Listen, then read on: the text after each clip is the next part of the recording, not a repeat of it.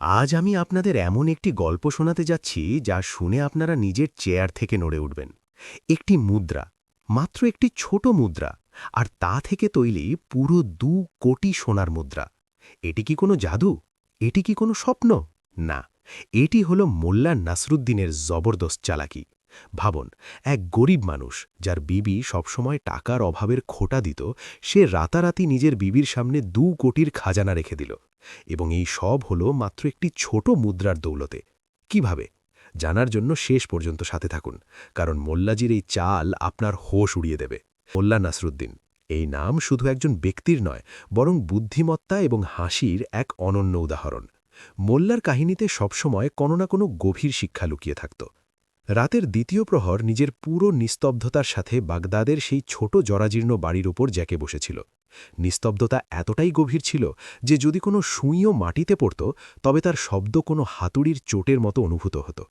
কিন্তু সেই নিস্তব্ধতার মধ্যে আরও একটি শব্দ ছিল, যা মোল্লা নাসরুদ্দিনের কানে গত কয়েক ঘণ্টা ধরে গলানো সীসার মতো বিজছিল। সেই শব্দ ছিল খালি বাসনের খটখটানি আর তার বেগমের কান্নার আওয়াজ। মোল্লা নিজের পুরনো ঘুণে ধরা চারপাইতে শুয়ে ছাদের সেই ফাটলগুলো গুনছিলেন, যেখান থেকে জ্যোৎস্না ভেতরে আসছিল। এই জ্যোৎস্না আজ তাকে খুব একটা সুন্দর লাগছিল না। আজ এই আলো যেন তার দারিদ্র্য নিয়ে বিদ্রূপ করছিল। ঘরের প্রতিটি জিনিস চিৎকার করে করে তার অভাবের সাক্ষ্য দিচ্ছিল। কোণে রাখা সেই পুরনো সিন্দুক, যার ঢাকনা এখন ঠিকমতো বন্ধ হতো না, সেই মাটির কলস যার জল সম্ভবত এখন শুকিয়ে গিয়েছিল, এবং সেই চুলা যা গত ২ দিন ধরে ঠান্ডা পড়েছিল। কবে নাগাদ বেগমের গলা ভেসে এলো। সেই গলা ছিল ভারী, চোখের জলে ভেজা এবং অভিযোগে ঠাসা। নাসরুদ্দিন, আমি জিজ্ঞেস করছি, কবে পর্যন্ত আমরা এইভাবে বাঁচব? এটা কি কোনো জীবন? এর জন্যই কি আমার আব্বা তোমার হাতে আমার হাত তুলে দিয়েছিল, যে আমি এক এক দানা অন্যের জন্য মুখাপেক্ষী হয়ে থাকব? মোল্লা পাশ ফিরলেন। চারপাইটি এক যন্ত্রণাদায়ক শব্দ করে নিজের আপত্তি জানাল। তিনি এক গভীর দীর্ঘশ্বাস নিলেন এবং নিজের স্ত্রীর দিকে তাকালেন, যিনি এখন চুলার পাশে বসে ছাই ঘাটছিলেন, এই আশায় যে সম্ভবত কোনো স্ফুলিঙ্গ বেঁচে আছে, ঠিক যেমনটি তিনি নিজের জীবনে আশার কোনো স্ফুলিঙ্গ খুঁজছিলেন। বেগম, মোল্লা খুব নরম গলায় বললেন, ধৈর্য এমন এক খাজানা যা বাদশাহদের কাছেও থাকে না। ওপরওয়ালা পরীক্ষা নিচ্ছেন। পরীক্ষা? বেগম ঝট করে ঘুরলেন। তার চোখে আগুনের ফুলকি ছিল। কেমন পরীক্ষা? সারা দুনিয়ায় পরীক্ষা নেওয়ার জন্য কি সে শুধু মোল্লা নাসরুদ্দিনের ঘরই খুঁজে পেল? পাশের সওদাগর জামালকে দেখো, রোজ তার ঘর থেকে সুস্বাদু খাবারের সুগন্ধ আসে, আর আমরা আমরা হাওয়া খেয়ে বেঁচে আছি। তোমার এই দার্শনিক কথাবার্তা, তোমার এই সূক্ষ্ম বুদ্ধি, তোমার এই বুদ্ধিমত্তা কোন কাজের? এই সব কি আমি চুলায় জাল দেব? তাতে কি রুটি তৈরি হবে? মোল্লা চুপ থাকলেন। তার কাছে কোনো জবাব ছিল না। সত্য তো এই যে তর্ক এবং দর্শন পেটের আগুন নেভাতে পারে না। যখন খিদে সামনে দাঁড়িয়ে থাকে, তখন অ্যারিস্টটল এবং প্লেটোর বিচারও ফিকে হয়ে যায়। বেগম উঠলেন এবং কাপড়ের একটি ছোট পুটলি মোল্লার সামনে ছুঁড়ে দিলেন। পুটলি মাটিতে পড়ল এবং তার ভেতর থেকে একটি হালকা ধাতব ঝনঝনানি শোনা গেল। এটা কি? মোল্লা জিজ্ঞেস করলেন, যদিও তিনি জানতেন। এটা আমাদের শেষ সম্বল, বেগম তিক্ততার সাথে বললেন। একটি মুদ্রা, শুধু একটি মুদ্রা বেঁচে আছে। কাল সকালে ঘরে না থাকবে আটা, না তেল, না জ্বালানি কাঠ। এই এক মুদ্রা দিয়ে তুমি কি আনবে? বিষ নিয়ে এসো, আমরা দুজনেই খেয়ে ঘুমিয়ে পড়ব। অন্তত এই রোজ রোজগার তামাশা তো শেষ হবে। মোল্লা নাসরুদ্দিন ধীরে ধীরে উঠলেন। তিনি মাটি থেকে সেই মুদ্রাটি তুললেন। সেটি ছিল একটি তামার সাধারণ মুদ্রা, যার উপর সময়ের ধুলো আর অনেক হাতের স্পর্শে ময়লা জমে গিয়েছিল। তিনি সেটি নিজের হাতের তালুতে রাখলেন। সেই মুদ্রাটি খুব হালকা ছিল, কিন্তু সেই সময় মোল্লার কাছে তার ওজন পাহাড়ের চেয়েও বেশি মনে হচ্ছিল। এটি শুধু একটি ধাতুর টুকরো ছিল না, এটি ছিল তার স্ত্রীর ভরসা, তার আত্মসম্মান এবং তার ভবিষ্যৎ, যা এখন ছিঁড়ে টুকরো টুকরো হয়ে যাচ্ছিল। মোল্লা সেই মুদ্রাটি প্রদীপের মৃদু আলোতে দেখলেন। স্ত্রীর কথাগুলো তার হৃদয়কে বিদীর্ণ করে দিয়েছিল। তোমার বুদ্ধিমত্তা কোন কাজের? এই প্রশ্নটি তার অস্তিত্বের উপর এক গভীর ক্ষত তৈরি করেছিল। পুরো দুনিয়া তাকে বুদ্ধিমান মানত।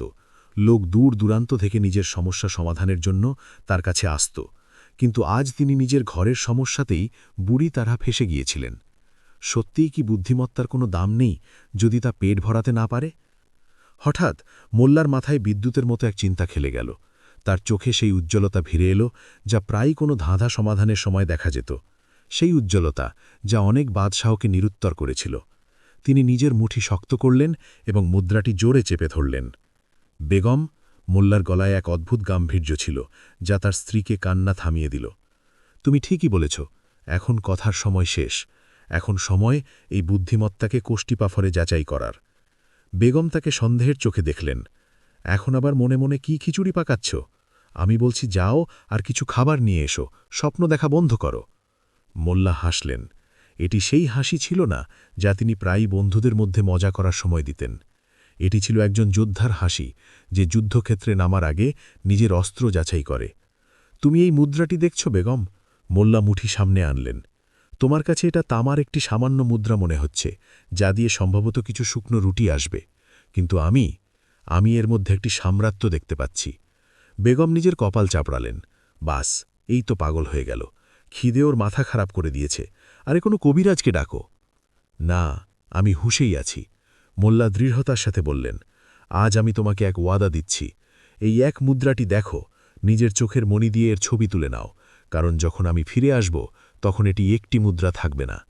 তবে কি হবে, দুটো মুদ্রা হবে? বেগম ঠাট্টা করলেন। মোল্লার গলায় এখন আরও গম্ভীর হয়ে গেল। না, আজ আমি এই এক মুদ্রাকে 2 কোটি সোনার মুদ্রায় বদলে দেব। রুমের নিস্তব্ধতা ছেয়ে গেল। বেগমের চোখে আগে রাগ ছিল, এখন ভয় জাগল। তার মনে হল মোল্লা সম্ভবত গভীর আঘাত পেয়েছেন। 2 কোটি! সেই জামানায় বাদশার খাজানাতেও সম্ভবত এত নগদ টাকা থাকত না। এই সংখ্যা এত বড় ছিল যে গরিব মানুষ তো এটি স্বপ্নেও গোনার সাহস করতে পারত না। আপনি আপনি ঠিক আছেন তো? বেগম ভয় পেয়ে জিজ্ঞেস করলেন। 2 কোটি! আপনি কি চুরি করতে যাচ্ছেন নাকি জুয়া খেলতে? দেখুন মোল্লাজি, আমরা গরিব হতে পারি, কিন্তু বেঈমান নই। আমার হারামের দৌলত চাই না। মোল্লা নিজের পুরনো আলখাল্লাটি তুললেন এবং কাঁধের ওপর ফেলে নিলেন। তিনি নিজের ছেঁড়া জুতো জোড়ায় পা দিলেন। চুরি কাপুরুষরা করে বেগম, আর জুয়া তারা খেলে যারা ভাগ্যের ওপর ভরসা করে। আমি মোল্লা নাসরুদ্দিন, আমি সওদা করব, দুনিয়ার সবচেয়ে মূল্যবান জিনিসের সওদা। কিসের সওদা? আপনার কাছে আছেটা কি বিক্রি করার? বেগম চিৎকার করলেন। এই ভাঙা বাড়ি, নাই ফাটল ধরা দেয়াল? আমার কাছে তা আছে যা বাজারে পাওয়া যায় না, কিন্তু যার প্রয়োজন সবার আছে। মোল্লা রহস্যময়ভাবে বললেন। বুদ্ধিমত্তা। আজ এই মুদ্রা বীজ হবে এবং আমি এর থেকে সোনার ফসল ফলাব। এর আগে যে বেগম তাকে আটকাতে পারত বা অন্য কোনো প্রশ্ন করতে পারত, মোল্লা দরজা খুলে বাইরে বেরিয়ে গেলেন। ঠান্ডা হাওয়ার একটি ঝাপটা ভেতরে এলো, যাতে প্রদীপের শিখা কাঁপতে লাগল। বেগম দরজা পর্যন্ত দৌড়ে গেলেন, কিন্তু মোল্লা অন্ধকারে মিলিয়ে গিয়েছিলেন। তিনি সেখানেই দরজার চৌকাঠে বসে পড়লেন, হাতে সেই খালি পুটলিটি ধরে। তিনি বুঝতে পারছিলেন না কাঁদবেন না হাসবেন। তার স্বামী যে ঘরে একবেলার খাবার জোগাতে পারছিল না, সে 2 কোটির ওয়াদা করে গিয়েছে। এটা পাগলপন ছাড়া আর কি হতে পারে? বাইরে রাতের হাওয়া মোল্লার মুখে ঝাপটা মারছিল। গলিগুলো জনশূন্য ছিল। আওয়ারা কুকুরের ডাক দূর থেকে শোনা যাচ্ছিল। মোল্লা দ্রুত পায়ে হাঁটছিলেন, কিন্তু তার মস্তিষ্ক তার পায়ের চেয়েও দ্রুত চলছিল। তিনি ওয়াদা তো করে দিয়েছিলেন, কিন্তু এখন প্রশ্ন ছিল কিভাবে? 2 কোটি! মোল্লা নিজেকে বললেন। আমি 2 কোটি বলে তো দিলাম, কিন্তু এটা হবে কিভাবে? যদি আমি শহরের সবচেয়ে বড় জোহরির কাছেও যাই আর নিজের প্রাণও বন্ধক রাখি, তবুও সে আমাকে 100 দিনারের বেশি দেবে না। যদি আমি কোনো জাদুকরের কাছে যাই, তবে সে আমাকে গায়েব করে দেবে। তাহলে উপায় কি? তিনি হাঁটতে হাঁটতে শহরের মূল বাজারের দিকে মোড় নিলেন। রাতের এই সময় বাজার বন্ধ ছিল, কিন্তু মোল্লা জানতেন যে সকাল হতেই এখানে জীবনের জোয়ার উপচে পড়বে। তাকে নিজের পরিকল্পনা এখনই, এই মুহূর্তেই বানাতে হতো। তিনি বাজারের মাঝখানে তৈরি একটি বেদির ওপর বসে পড়লেন। এটি সেই জায়গা ছিল যেখানে দিনে বসে তিনি মানুষকে কিস্সা শোনাতেন, কিন্তু আজ তিনি নিজেই একটি কিস্সা হতে চলেছিলেন। মোল্লা নিজের পকেট থেকে সেই মুদ্রাটি বের করলেন এবং চাঁদের আলোতে ঘোরালেন। হে ছোট মুদ্রা, তোর মধ্যে কি শক্তি আছে? তুই তো শুধু ধাতু। তোর দাম ততটাই যতটা লোকে ঠিক করে। যদি আমি লোকেদের এই বিশ্বাস এনে দিতে পারি যে তোর দাম 2 কোটি, তবে তুই 2 কোটির হয়ে যাবি। কিন্তু লোকেদের বিশ্বাস করানো যাবে কিভাবে? এটাই তো মোল্লার আসল কলা, দৃষ্টিভঙ্গি বদলে দেওয়া। দুনিয়া জিনিসগুলোকে তেমন দেখে না যেমনটি সেগুলো আসলে, বরং তেমন দেখে যেমনটি দেখানো হয়। তার মনে পড়ল যে একবার কিভাবে তিনি এক ধনী ব্যবসায়ীকে মাটির একটি চাকা এই বলে বিক্রি করেছিলেন যে এটি জান্নাতের মাটি। কিন্তু এই বিষয়টা আলাদা ছিল। এখানে তাকে নিজের স্ত্রীর সামনে পরিণাম রাখতে হতো। সে কোনো কাহিনী শুনবে না, তার কাছে অকাট্য প্রমাণ চাই। ভোরের প্রথম আলো ফুটতে চলেছিল। আকাশের রং গাঢ় নীল থেকে হালকা বেগুনি হচ্ছিল। পাখিদের কিচিরমিচির শুরু হয়ে গিয়েছিল। বাজারে তৎপরতা বাড়তে লাগল। সবজি বিক্রেতারা নিজেদের পসরা সাজাচ্ছিল। চায়ের দোকান থেকে ধোঁয়া উঠতে শুরু করেছিল। মোল্লা এখনও সেই বেদির ওপর বসেছিলেন, চিন্তামগ্ন। হঠাৎ তার নজর এক বৃদ্ধার ওপর পড়ল, যে রাস্তার ধারে পড়ে থাকা কিছু শুকনো ডালপালা কোড়াচ্ছিল। সে কাঁপছিল।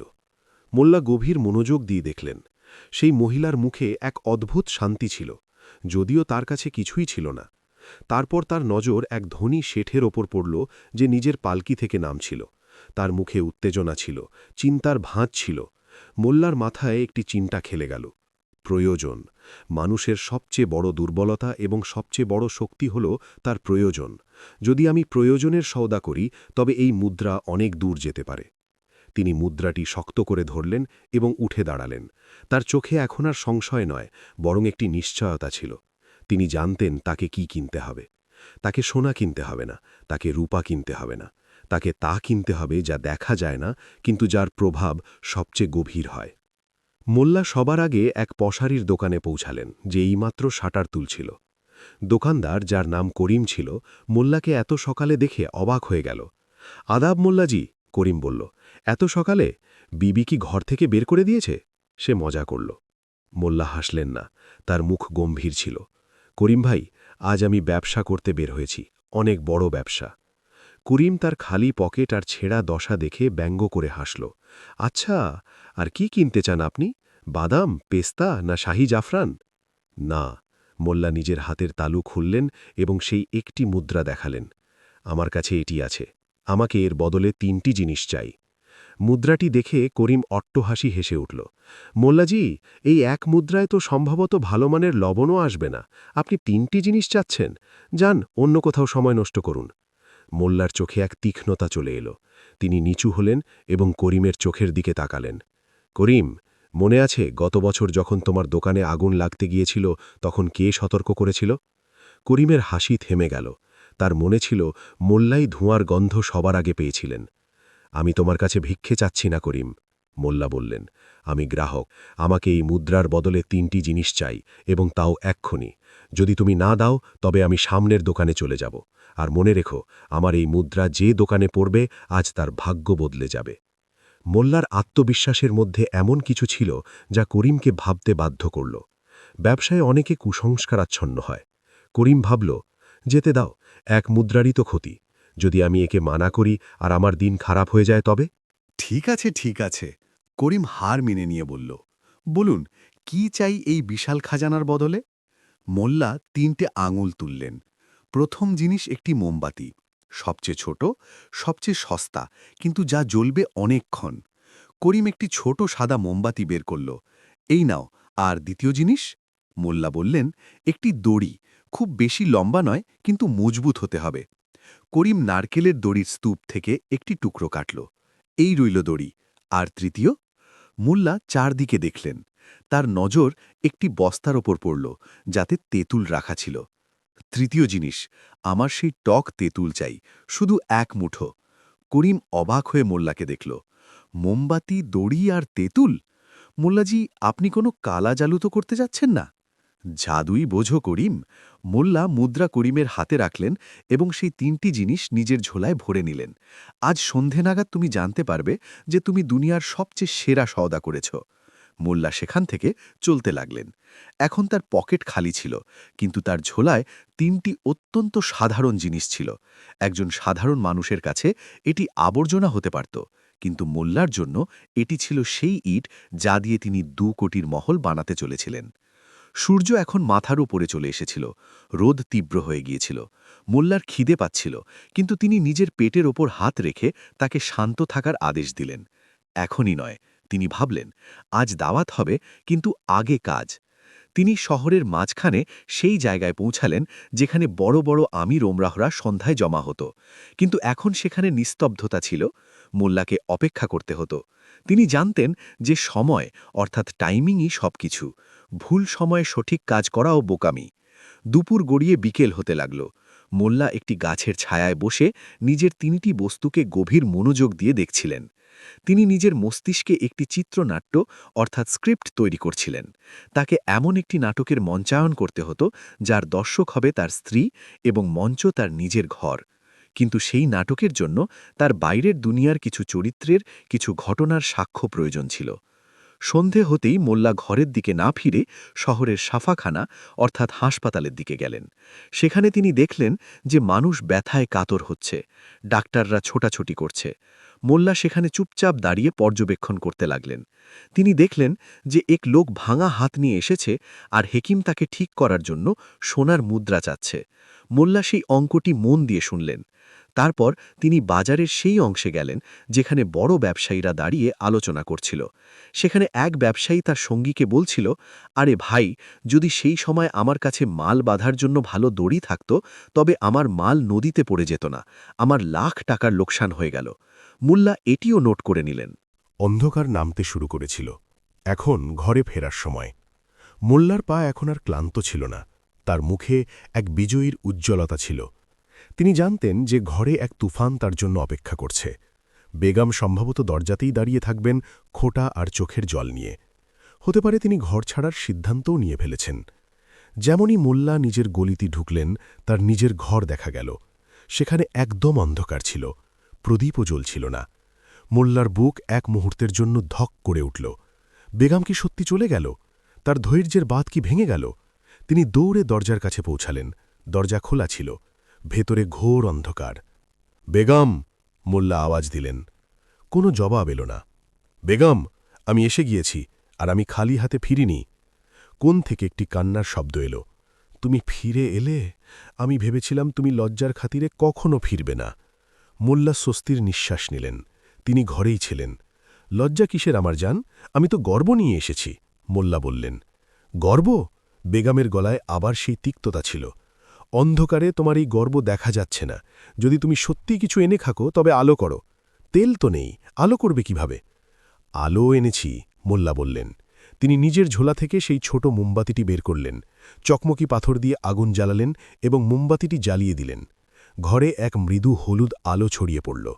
সেই আলোতে মোল্লা দেখলেন যে বেগমের চোখ ফুলে লাল হয়ে আছে। ঘরের জিনিসপত্র ছড়িয়ে ছিটিয়ে পড়ে আছে, যেমন কেউ রাগে সবকিছু ভাঙচুর করেছে। বেগম মোল্লার হাতে জ্বলন্ত মোমবাতি আর ঝোলায় উকি দেওয়া দড়ি ও তেঁতুল দেখলেন। তিনি এক মুহূর্তের জন্য স্তম্ভিত হয়ে গেলেন। তারপর তার মুখ রাগে লাল হয়ে গেল। তিনি দাঁড়িয়ে পড়লেন, তার শরীর কাঁপছিল। এই তোমার খাজানা? তিনি চিৎকার করলেন। তার গলা ফেটে যাচ্ছিল। একটি মোমবাতি, একটি দড়ি, আর আর এটা কি? তেঁতুল? নাসরুদ্দিন, তুমি কি আমার সাথে তামাশা করতে এসেছ? আমরা খিদে মরছি আর তুমি তেঁতুল চাটতে নিয়ে এসেছ? মোল্লা শান্ত থাকলেন।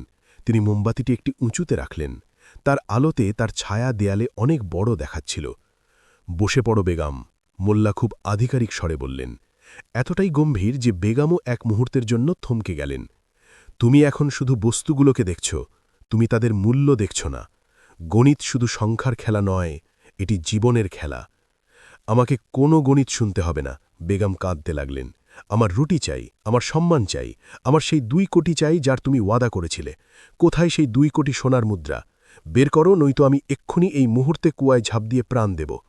মোল্লার সামনে এগিয়ে গিয়ে বেগমের হাত ধরলেন।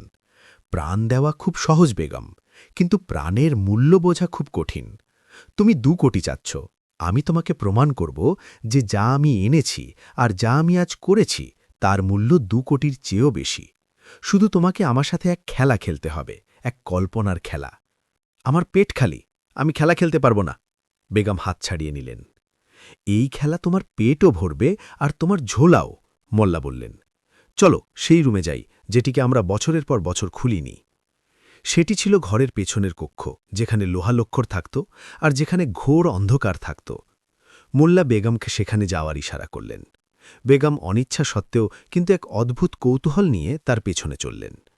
তার মনে হল সম্ভবত মোল্লা সেখানে সত্যি কিছু লুকিয়ে রেখেছেন। সম্ভবত কোনো পুরনো খাজানা তিনি খুঁজে পেয়েছেন। মোল্লা সেই কক্ষের দরজায় দাঁড়িয়ে গেলেন। ভেতরে ঘুটঘুটে অন্ধকার ছিল, এমন অন্ধকার যা চোখে বিধে। ভেতরে যাও, মোল্লা বললেন। পাগল হয়ে গেছ? ওখানে সাপ বিচ্ছু থাকতে পারে, ভাঙাচোরা বাসন আছে, আমি পড়ে যাব। বেগম পিছিয়ে এসে বললেন। মোল্লা হাসলেন। এটি সেই ক্ষণ ছিল যার জন্য তিনি অপেক্ষা করছিলেন। মঞ্চ সেজে গিয়েছিল আর এখন আসল নাটক শুরু হতে চলেছিল। তিনি নিজের পকেট থেকে মোমবাতিটি তুললেন এবং সেটি নিজের চোখের সামনে আনলেন। এটাই তো কথা আমার জান, মোল্লা বললেন। তুমি পড়ে যাওয়ার ভয় পাচ্ছ, তুমি আঘাত পাওয়ার ভয় পাচ্ছ, আর এখান থেকেই শুরু হয় আমাদের 2 কোটির হিসাব। বেগম তাকে অবিশ্বাসের চোখে দেখছিলেন, কিন্তু মোল্লার চোখে এমন এক সম্মোহন ছিল যে তিনি সেখান থেকে নড়তে পারলেন না। মোল্লা নিজের স্ত্রীকে সেই দোরগোড়ায় দাঁড় করিয়ে দিলেন যেখানে তর্কের দুনিয়া শেষ হয় আর মোল্লা নাসরুদ্দিনের দুনিয়া শুরু হয়। প্রস্তুত হয়ে যাও, মোল্লা বললেন। এখন আমি তোমাকে দেখাবো কিভাবে এই ছোট মোমবাতি, এই সামান্য দড়ি আর এই টক তেঁতুল আসলে সোনার পাহাড়ের চেয়েও বেশি মূল্যবান। মোল্লা মোমবাতিটি আরও একটু উঁচুতে তুললেন এবং কাহিনীর আসল অঙ্ক শুরু করার জন্য দীর্ঘশ্বাস নিলেন। কিন্তু তখনই বাইরে গলি থেকে এক জোরানো শোরগোল শোনা গেল। ঘোড়ার খুরের শব্দ, অনেক ঘোড়া, আর তাদের সাথে ভারী বুট জুতোর শব্দ। এটি কোনো শাহী লস্কর আসার মতো শব্দ ছিল। শব্দ ঠিক তাদের ভাঙা দরজার বাইরে এসে থেমে গেল। মোল্লা নাসরুদ্দিন কি ভেতরে আছেন? এক ভারী গম্ভীর কণ্ঠস্বর প্রতিধ্বনিত হল। বেগম কাঁপতে শুরু করলেন। সিপাহী, শাহী সিপাহী, তুমি কি করেছ নাসরুদ্দিন? তুমি কি সকালে সত্যি কোনো অপরাধ করেছিলে? মোল্লার মুখেও এক মুহূর্তের জন্য চিন্তার রেখা ফুটে উঠল। তিনি আশা করেননি যে তার নাটক এত দ্রুত বাস্তবে বদলে যাবে, বা সম্ভবত এটি অন্য কোনো বিপদ ছিল। দরজায় জোরে ধাক্কা পড়ল। দরজা খুলুন, শাহী ফরমান আছে। মোল্লা মোমবাতি বেগমের হাতে ধরিয়ে দিলেন। এখানেই থাকুন, আর যাই হোক এই মোমবাতি নিভতে দেবে না। আমাদের ভাগ্য এই শিখার ওপর টিকে আছে। মোল্লা দরজার দিকে এগিয়ে গেলেন। যেমনই তিনি দরজা খুললেন, সামনে এক লম্বা চওড়া শাহী পেয়াদা দাঁড়িয়েছিল, যার পেছনে 2 মশালচি আর 4 জন সশস্ত্র সৈনিক ছিল। পেয়াদা মোল্লাকে ওপর থেকে নিচ পর্যন্ত দেখল। আপনি কি মোল্লা নাসরুদ্দিন? জি, বান্দাকে লোকে এটাই বলে। মোল্লা কুর্নিশ করে সালাম করলেন। আপনাকে আমাদের সাথে যেতে হবে, এক্ষুনি, এই মুহূর্তে, পেয়াদা আদেশ দিল। কিন্তু এত রাতে? আর আমার অপরাধ কি? মোল্লা জিজ্ঞেস করলেন। অপরাধ নয় মোল্লাজি, বাদশাহ সালামত আপনাকে মনে করেছেন। শহরে এক অদ্ভুত ঘটনা ঘটেছে, আর ওয়াজিরে আজমের বক্তব্য যে সেটিকে শুধু একজন পাগল বা একজন জিনিয়াসই সমাধান করতে পারে, আর তাদের ইশারা আপনার দিকেই। মোল্লা পেছন ফিরে বেগমকে দেখলেন, যিনি মোমবাতি ধরে পাথরের মূর্তির মতো দাঁড়িয়েছিলেন। মোল্লার চোখে এক উজ্জ্বলতা এলো। এটি বিপদ নয়, এটি সুযোগ ছিল। আমি যাওয়ার জন্য প্রস্তুত, মোল্লা বললেন, কিন্তু আমার একটি শর্ত আছে। বাদশার সামনে শর্ত রাখা যায় না। সৈনিক তলোয়ারের হাতলে হাত রাখল। এই শর্ত বাদশার জন্য নয়, আমার বিবির জন্য, মোল্লা হাসতে হাসতে বললেন। তিনি বেগমের দিকে ইশারা করলেন। আমি আমার এই দৌলত সাথে নিয়ে যেতে চাই, অর্থাৎ আমার মোমবাতি, আমার দড়ি আর আমার তেঁতুল। প্যাদা সেই তুচ্ছ জিনিসগুলো দেখল আর কাঁধ ঝাঁকাল। যা ইচ্ছা নিয়ে নাও, শুধু চলো। বাদশার মেজাজ খুব খারাপ। মোল্লা তড়িঘড়ি নিজের 3টি জিনিস ফেরত নিলেন আর বেগমের কানে ফিসফিস করে বললেন, অপেক্ষা করো, 2 কোটির অধা মনে আছে তো? এখন সম্ভবত সেই ওয়াদা নিজেই হেঁটে আমাদের ঘরে আসবে। মোল্লা সেই সৈনিকদের সাথে অন্ধকারে মিলিয়ে গেলেন। বেগম আবার একা হয়ে গেলেন, কিন্তু এইবার তার হৃদয়ে ভয়ের সাথে সাথে এক অদ্ভুত আশাও ছিল। মোল্লার সেই হাসি, তাতে কিছু তো ছিল। ওদিকে মোল্লাকে শাহী মহলের দিকে নিয়ে যাওয়া হচ্ছিল। পথে মোল্লা নিজের পকেট হাতালেন। তেঁতুল, দড়ি, মোমবাতি সব মজুদ ছিল। তিনি মনে মনে ভাবলেন, মনে হচ্ছে আজ রাতে এই অঙ্ক শুধু আমার বিবিকে নয়, বরং বাদশাকেও বোঝাতে হবে।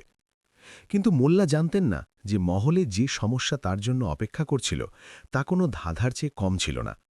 আর সংযোগ দেখুন, সেই সমস্যার সমাধান সম্ভবত সেই 3 কোটির জিনিসের মধ্যেই লুকিয়েছিল, যা তার পকেটে পড়েছিল। এটা কি নিছকই ইত্তেফাক, না মোল্লার দূরদর্শিতা? যেমনই তারা মহলের বিশাল দরজা দিয়ে ভেতরে ঢুকলেন, মোল্লা দেখলেন যে দরবার বসে আছে, কিন্তু সেখানে নিস্তব্ধতা। বাদশাহ নিজের তক্তে মাথা ধরে বসে আছেন, আর সামনে মেঝেতে এক অদ্ভুত জিনিস রাখা আছে। এমন এক জিনিস যা দেখে মোল্লারও পা থমকে গেল। মোল্লা দেখলেন যে দরবারের মাঝখানে একটি কাঁচের বিশাল জার রাখা আছে, আর তার ভেতরে এক অত্যন্ত বিষাক্ত এবং বিরল সাপ বন্দী আছে, যে নিজের লেজই গিলে খাচ্ছে। বাদশাহ মোল্লাকে দেখেই বললেন, মোল্লা, এই সাপ আমার সবচেয়ে মূল্যবান হীরাটি গিলে ফেলেছে। হেকিমরা বলছে যে যদি সাপটিকে মারা হয় তবে হীরা বিষের প্রভাবে গলে যাবে, আর যদি না মারা হয় তবে এই হীরা কখনো বাইরে আসবে না। সাপকে না মেরে আর জার না ভেঙে কি তুমি আমার হীরা বের করতে পারো? মোল্লা নিজের পকেটে হাত দিলেন। তার আঙুল সেই টক তেঁতুলের সাথে ধাক্কা খেল। মোল্লার ঠোঁটে এক শয়তানি হাসি ফুটে উঠল। শাহী দরবারের সেই বিশাল কক্ষ, যা সাধারণত কবিদের আধ্যাত্মিক কবিতা আর নর্তকীদের ঘুঙুরের ঝঞ্ঝনানিতে মুখরিত থাকত, আজ এক শ্মশানের মতো নিস্তব্ধতায় ডুবেছিল। উঁচু ছাদ থেকে ঝুলে থাকা ঝাড় লণ্ঠনগুলোর আলো আজ যেন সহমরণ পেতে ভয় পাচ্ছিল, যেমনটি তারা নিচে হওয়া ঘটনার সাক্ষী হতে ভয় পাচ্ছিল। দরবারে শত শত লোক উপস্থিত ছিল, উজির, সেনাপতি, আমির উমরা আর শহরের নামী হেকিম, কিন্তু কারো শ্বাস নেওয়ার শব্দ পর্যন্ত শোনা যাচ্ছিল না। সবার নজর হলের একদম মাঝখানে রাখা সেই কাঁচের জারের ওপর টিকে ছিল, যার ভেতরে মৃত্যু কুণ্ডলী পাকিয়ে বসেছিল। জারের ভেতরে একটি সাপ ছিল, কিন্তু সেটি কোনো সাধারণ সাপ ছিল না। সেটি ছিল নীলমণি নাগ, এমন এক বিরল জীব যার সম্পর্কে বলা হতো যে সে শ্বাসও যদি নেয় তবে বিষ হাওয়ায় মিশে যায়। তার চামড়া নীল আর কালো রঙের ছিল, যা আলো পড়লে অদ্ভুতভাবে চকচক করত। কিন্তু সমস্যা সাপ ছিল না, সমস্যা ছিল সেই ফোলা অংশটি, যা সাপের গলার নিচে স্পষ্ট দেখা যাচ্ছিল। সেই ফোলা অংশটি ছিল শাহেনশাহর অহংকার, সেই বহুমূল্য হীরা যাকে দুনিয়া নূরে সালতানাত নামে চিনত। বাদশার মুখ রাগ আর অসহায়ত্যার মিশ্রণে লাল হয়ে যাচ্ছিল। তার আঙুল সিংহাসনের হাতল এত জোরে চেপে ধরেছিল যে আঙুলের গাঁট সাদা হয়ে গিয়েছিল। এই কিছুক্ষণ আগেই উজিরে আজম নিজের জীবনের ঝুঁকি নিয়ে জানিয়েছিলেন যে এই সাপটি শাহী খাজানা পরিষ্কারের সময় সেখানে ঢুকে পড়েছিল এবং সে উজ্জ্বল জিনিসটিকে শিকার ভেবে গিলে ফেলে। এখন বিলম্বনা এই ছিল যে এই সাপটি নিজেই এক বিদেশি রাজার উপহার ছিল এবং অত্যন্ত পবিত্র মনে করা হতো। শাহী জ্যোতিষীরা ভবিষ্যৎবাণী করে রেখেছিলেন যে যেদিন এই সাপের মৃত্যু হবে সেই দিনই সালতানাতের ওপর ভারী বিপদ নেমে আসবে। তাহলে বাদশার গলা প্রতিধ্বনিত হল ভারী এবং কড়কড়ে, যাতে অনেক দরবারি কেঁপে উঠল। আমার পুরো সালতানাতে হেকিম আর জাদুকরদের এই ভিড়ে কি এমন একজনও নেই যে আমার হীরা ফেরত আনতে পারে? তোমরা সবাই কি শুধু আমার নুন খাওয়া জানো, নুনের হক আদায় করা জানো না? শাহী হেকিম, এক বৃদ্ধ লোক যার দাঁড়ি তার কোমর পর্যন্ত লম্বা ছিল, কাঁপতে কাঁপতে সামনে এলো। সে মাটি চুম্বন করে বলল, জাহাপনা, গুস্তাখি মাফ হোক, সমস্যাটি অত্যন্ত জটিল। যদি আমরা সাপটিকে কাটি তবে তার বিষ সাথে সাথে ছড়িয়ে পড়ে হীরার উজ্জ্বলতাকে সবসময়ের জন্য কালো করে দেবে। যদি আমরা তাকে অজ্ঞান করার চেষ্টা করি তবে সে ঘাবড়ে গিয়ে হীরাটিকে আরও নিচে গিলে ফেলবে বা হজম করে ফেলবে। কাঁচের জার এতটাই সংকীর্ণ যে হাত ঢোকানো মানে মৃত্যুকে দাওয়াত দেওয়া, আর যদি জার ভাঙা হয় তবে সাপটি বিগড়ে যাবে। বাদশাহ হতাশায় নিজের মাথা পেছনে ঠেকিয়ে দিলেন। অর্থাৎ আমার হীরা গেল, আর যদি হীরা যায় তবে বোঝো আমার সম্মান গেল। তখনই দরবারের প্রধান ফটকে শোরগোল শুরু হল। পাহারাদারেরা তাদের বল্লম সরিয়ে নিল এবং মোল্লা নাসরুদ্দিন ভেতরে কদম রাখলেন। তার পরনে তখনও সেই একই পোশাক ছিল, পুরনো, জায়গায় জায়গায় তালি দেওয়া এবং পায়ে সেই ঘষে যাওয়া জুতো। তার মুখে সেই ধুলোবালি লেগেছিল যা তার দারিদ্র্যের পরিচয় দিচ্ছিল।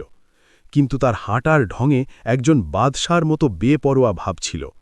তার পেছনে পেছনে সেই শাহী পেয়াদা আসছিল, যার মুখে তখনও সন্দেহের রেশ ছিল। দরবারে এক হালকা ফিসফাস ছড়িয়ে পড়ল। উজির ঘৃণা ভরা দৃষ্টিতে মোল্লাকে দেখলেন। দেখুন, উজির ব্যঙ্গ করে বললেন, এখন সালতানাতের ইজ্জত এক ফালি তালি দেওয়া পোশাক পরা মোল্লার ভরসায়, কি হাসির কথা। মোল্লা সেই ব্যঙ্গকে কানেই নিলেন না, ঠিক যেমন হাতি কুকুরের ঘেউ ঘেউকে পাত্তা দেয় না। তিনি সোজা বাদশার তখ্তের সামনে পৌঁছলেন, কিন্তু নিচু হয়ে সালাম করার বদলে সোজা সেই কাচের জারের দিকে কদম বাড়ালেন। থামো, বাদশা সতর্ক করলেন। মোল্লা, এটা কোনো রসিকতা নয়। যদি তুমি ব্যর্থ হও তবে তোমার শাস্তি এমন হবে যা কল্পনা করলে যমদূত কেঁপে উঠবে। মোল্লা জারের কাছে পৌঁছলেন এবং হাঁটু গেড়ে বসে পড়লেন। তিনি নিজের ঝোলাটি মাটিতে রাখলেন। সেই ঝোলায় তখনও সেই তিনটি জিনিস ছিল, মোমবাতি, দড়ি আর তেঁতুল। মোল্লা কাঁচের দেওয়ালের ওপার থেকে সেই সাপের চোখের দিকে তাকালেন। সাপটি স্থির ছিল, কিন্তু তার জিভ বারবার বের হচ্ছিল। মোল্লা লক্ষ্য করলেন যে সাপটি অস্থির। হীরাটি তার গলায় আটকে ছিল, যার ফলে তার শ্বাস নিতে কষ্ট হচ্ছিল, কিন্তু গিলে ফেলার প্রাকৃতিক প্রবণতা তাকে সেটা উগলে দিতে বাধা দিচ্ছিল। জাহাপনা, মোল্লা না ফিরেই বললেন, আমি কি এই জারের সাথে যা ইচ্ছা তাই করতে পারি? শর্ত তো এটাই যে সাপ মরবে না আর জার ভাঙবে না, তাই তো? হ্যাঁ, বাদশাহ বললেন, কিন্তু তোমার কাছে মাত্র একটি সুযোগ আছে। পুরো দরবারের নিঃশ্বাস যেন থমকে গেল। মোল্লা নিজের ঝোলায় হাত দিলেন। সবার আগে তিনি সেই ছোট মোমবাতিটি বের করলেন। উজিরের হাসি পেয়ে গেল। দেখুন, এই পাগল অন্ধকারে আলো জ্বালাতে এসেছে। মোল্লা মোমবাতিটি জ্বালালেন না। তিনি সেটিকে সাপের চোখের ঠিক সামনে কাঁচের বাইরে ঘোরাতে লাগলেন। সাপের নজর সেই সাদা মোমবাতির উপর আটকে গেল। মোল্লা ধীরে ধীরে মোমবাতিটি ওপরও নিচে করতে লাগলেন। সাপটিও সেই নড়াচড়া অনুসরণ করতে শুরু করল। মোল্লা দেখছিলেন যে সাপটি কতটা সতর্ক। সাপটি সতর্ক ছিল এবং আক্রমণাত্মকও। সে কাঁচের ওপর ফণা দিয়ে আঘাত করল। ঠক করে শব্দ হল। মোল্লা হাসলেন। মেজাজ বেশ গরম, তিনি বিড়বিড় করলেন। তারপর মোল্লা দড়ি বের করলেন। দরবারীদের মুখে প্রশ্নচিহ্ন উঁকি দিচ্ছিল। এই লোকটা কি সাপকে দড়ি দিয়ে বাঁধবে? কিন্তু জারের মুখ তো এতটাই ছোট ছিল যে হাতও ভেতরে ঢুকবে না। মোল্লা দড়ির এক প্রান্তে একটি ছোট গিঁট বাঁধলেন। এবার পালা ছিল সেই তৃতীয় জিনিসের।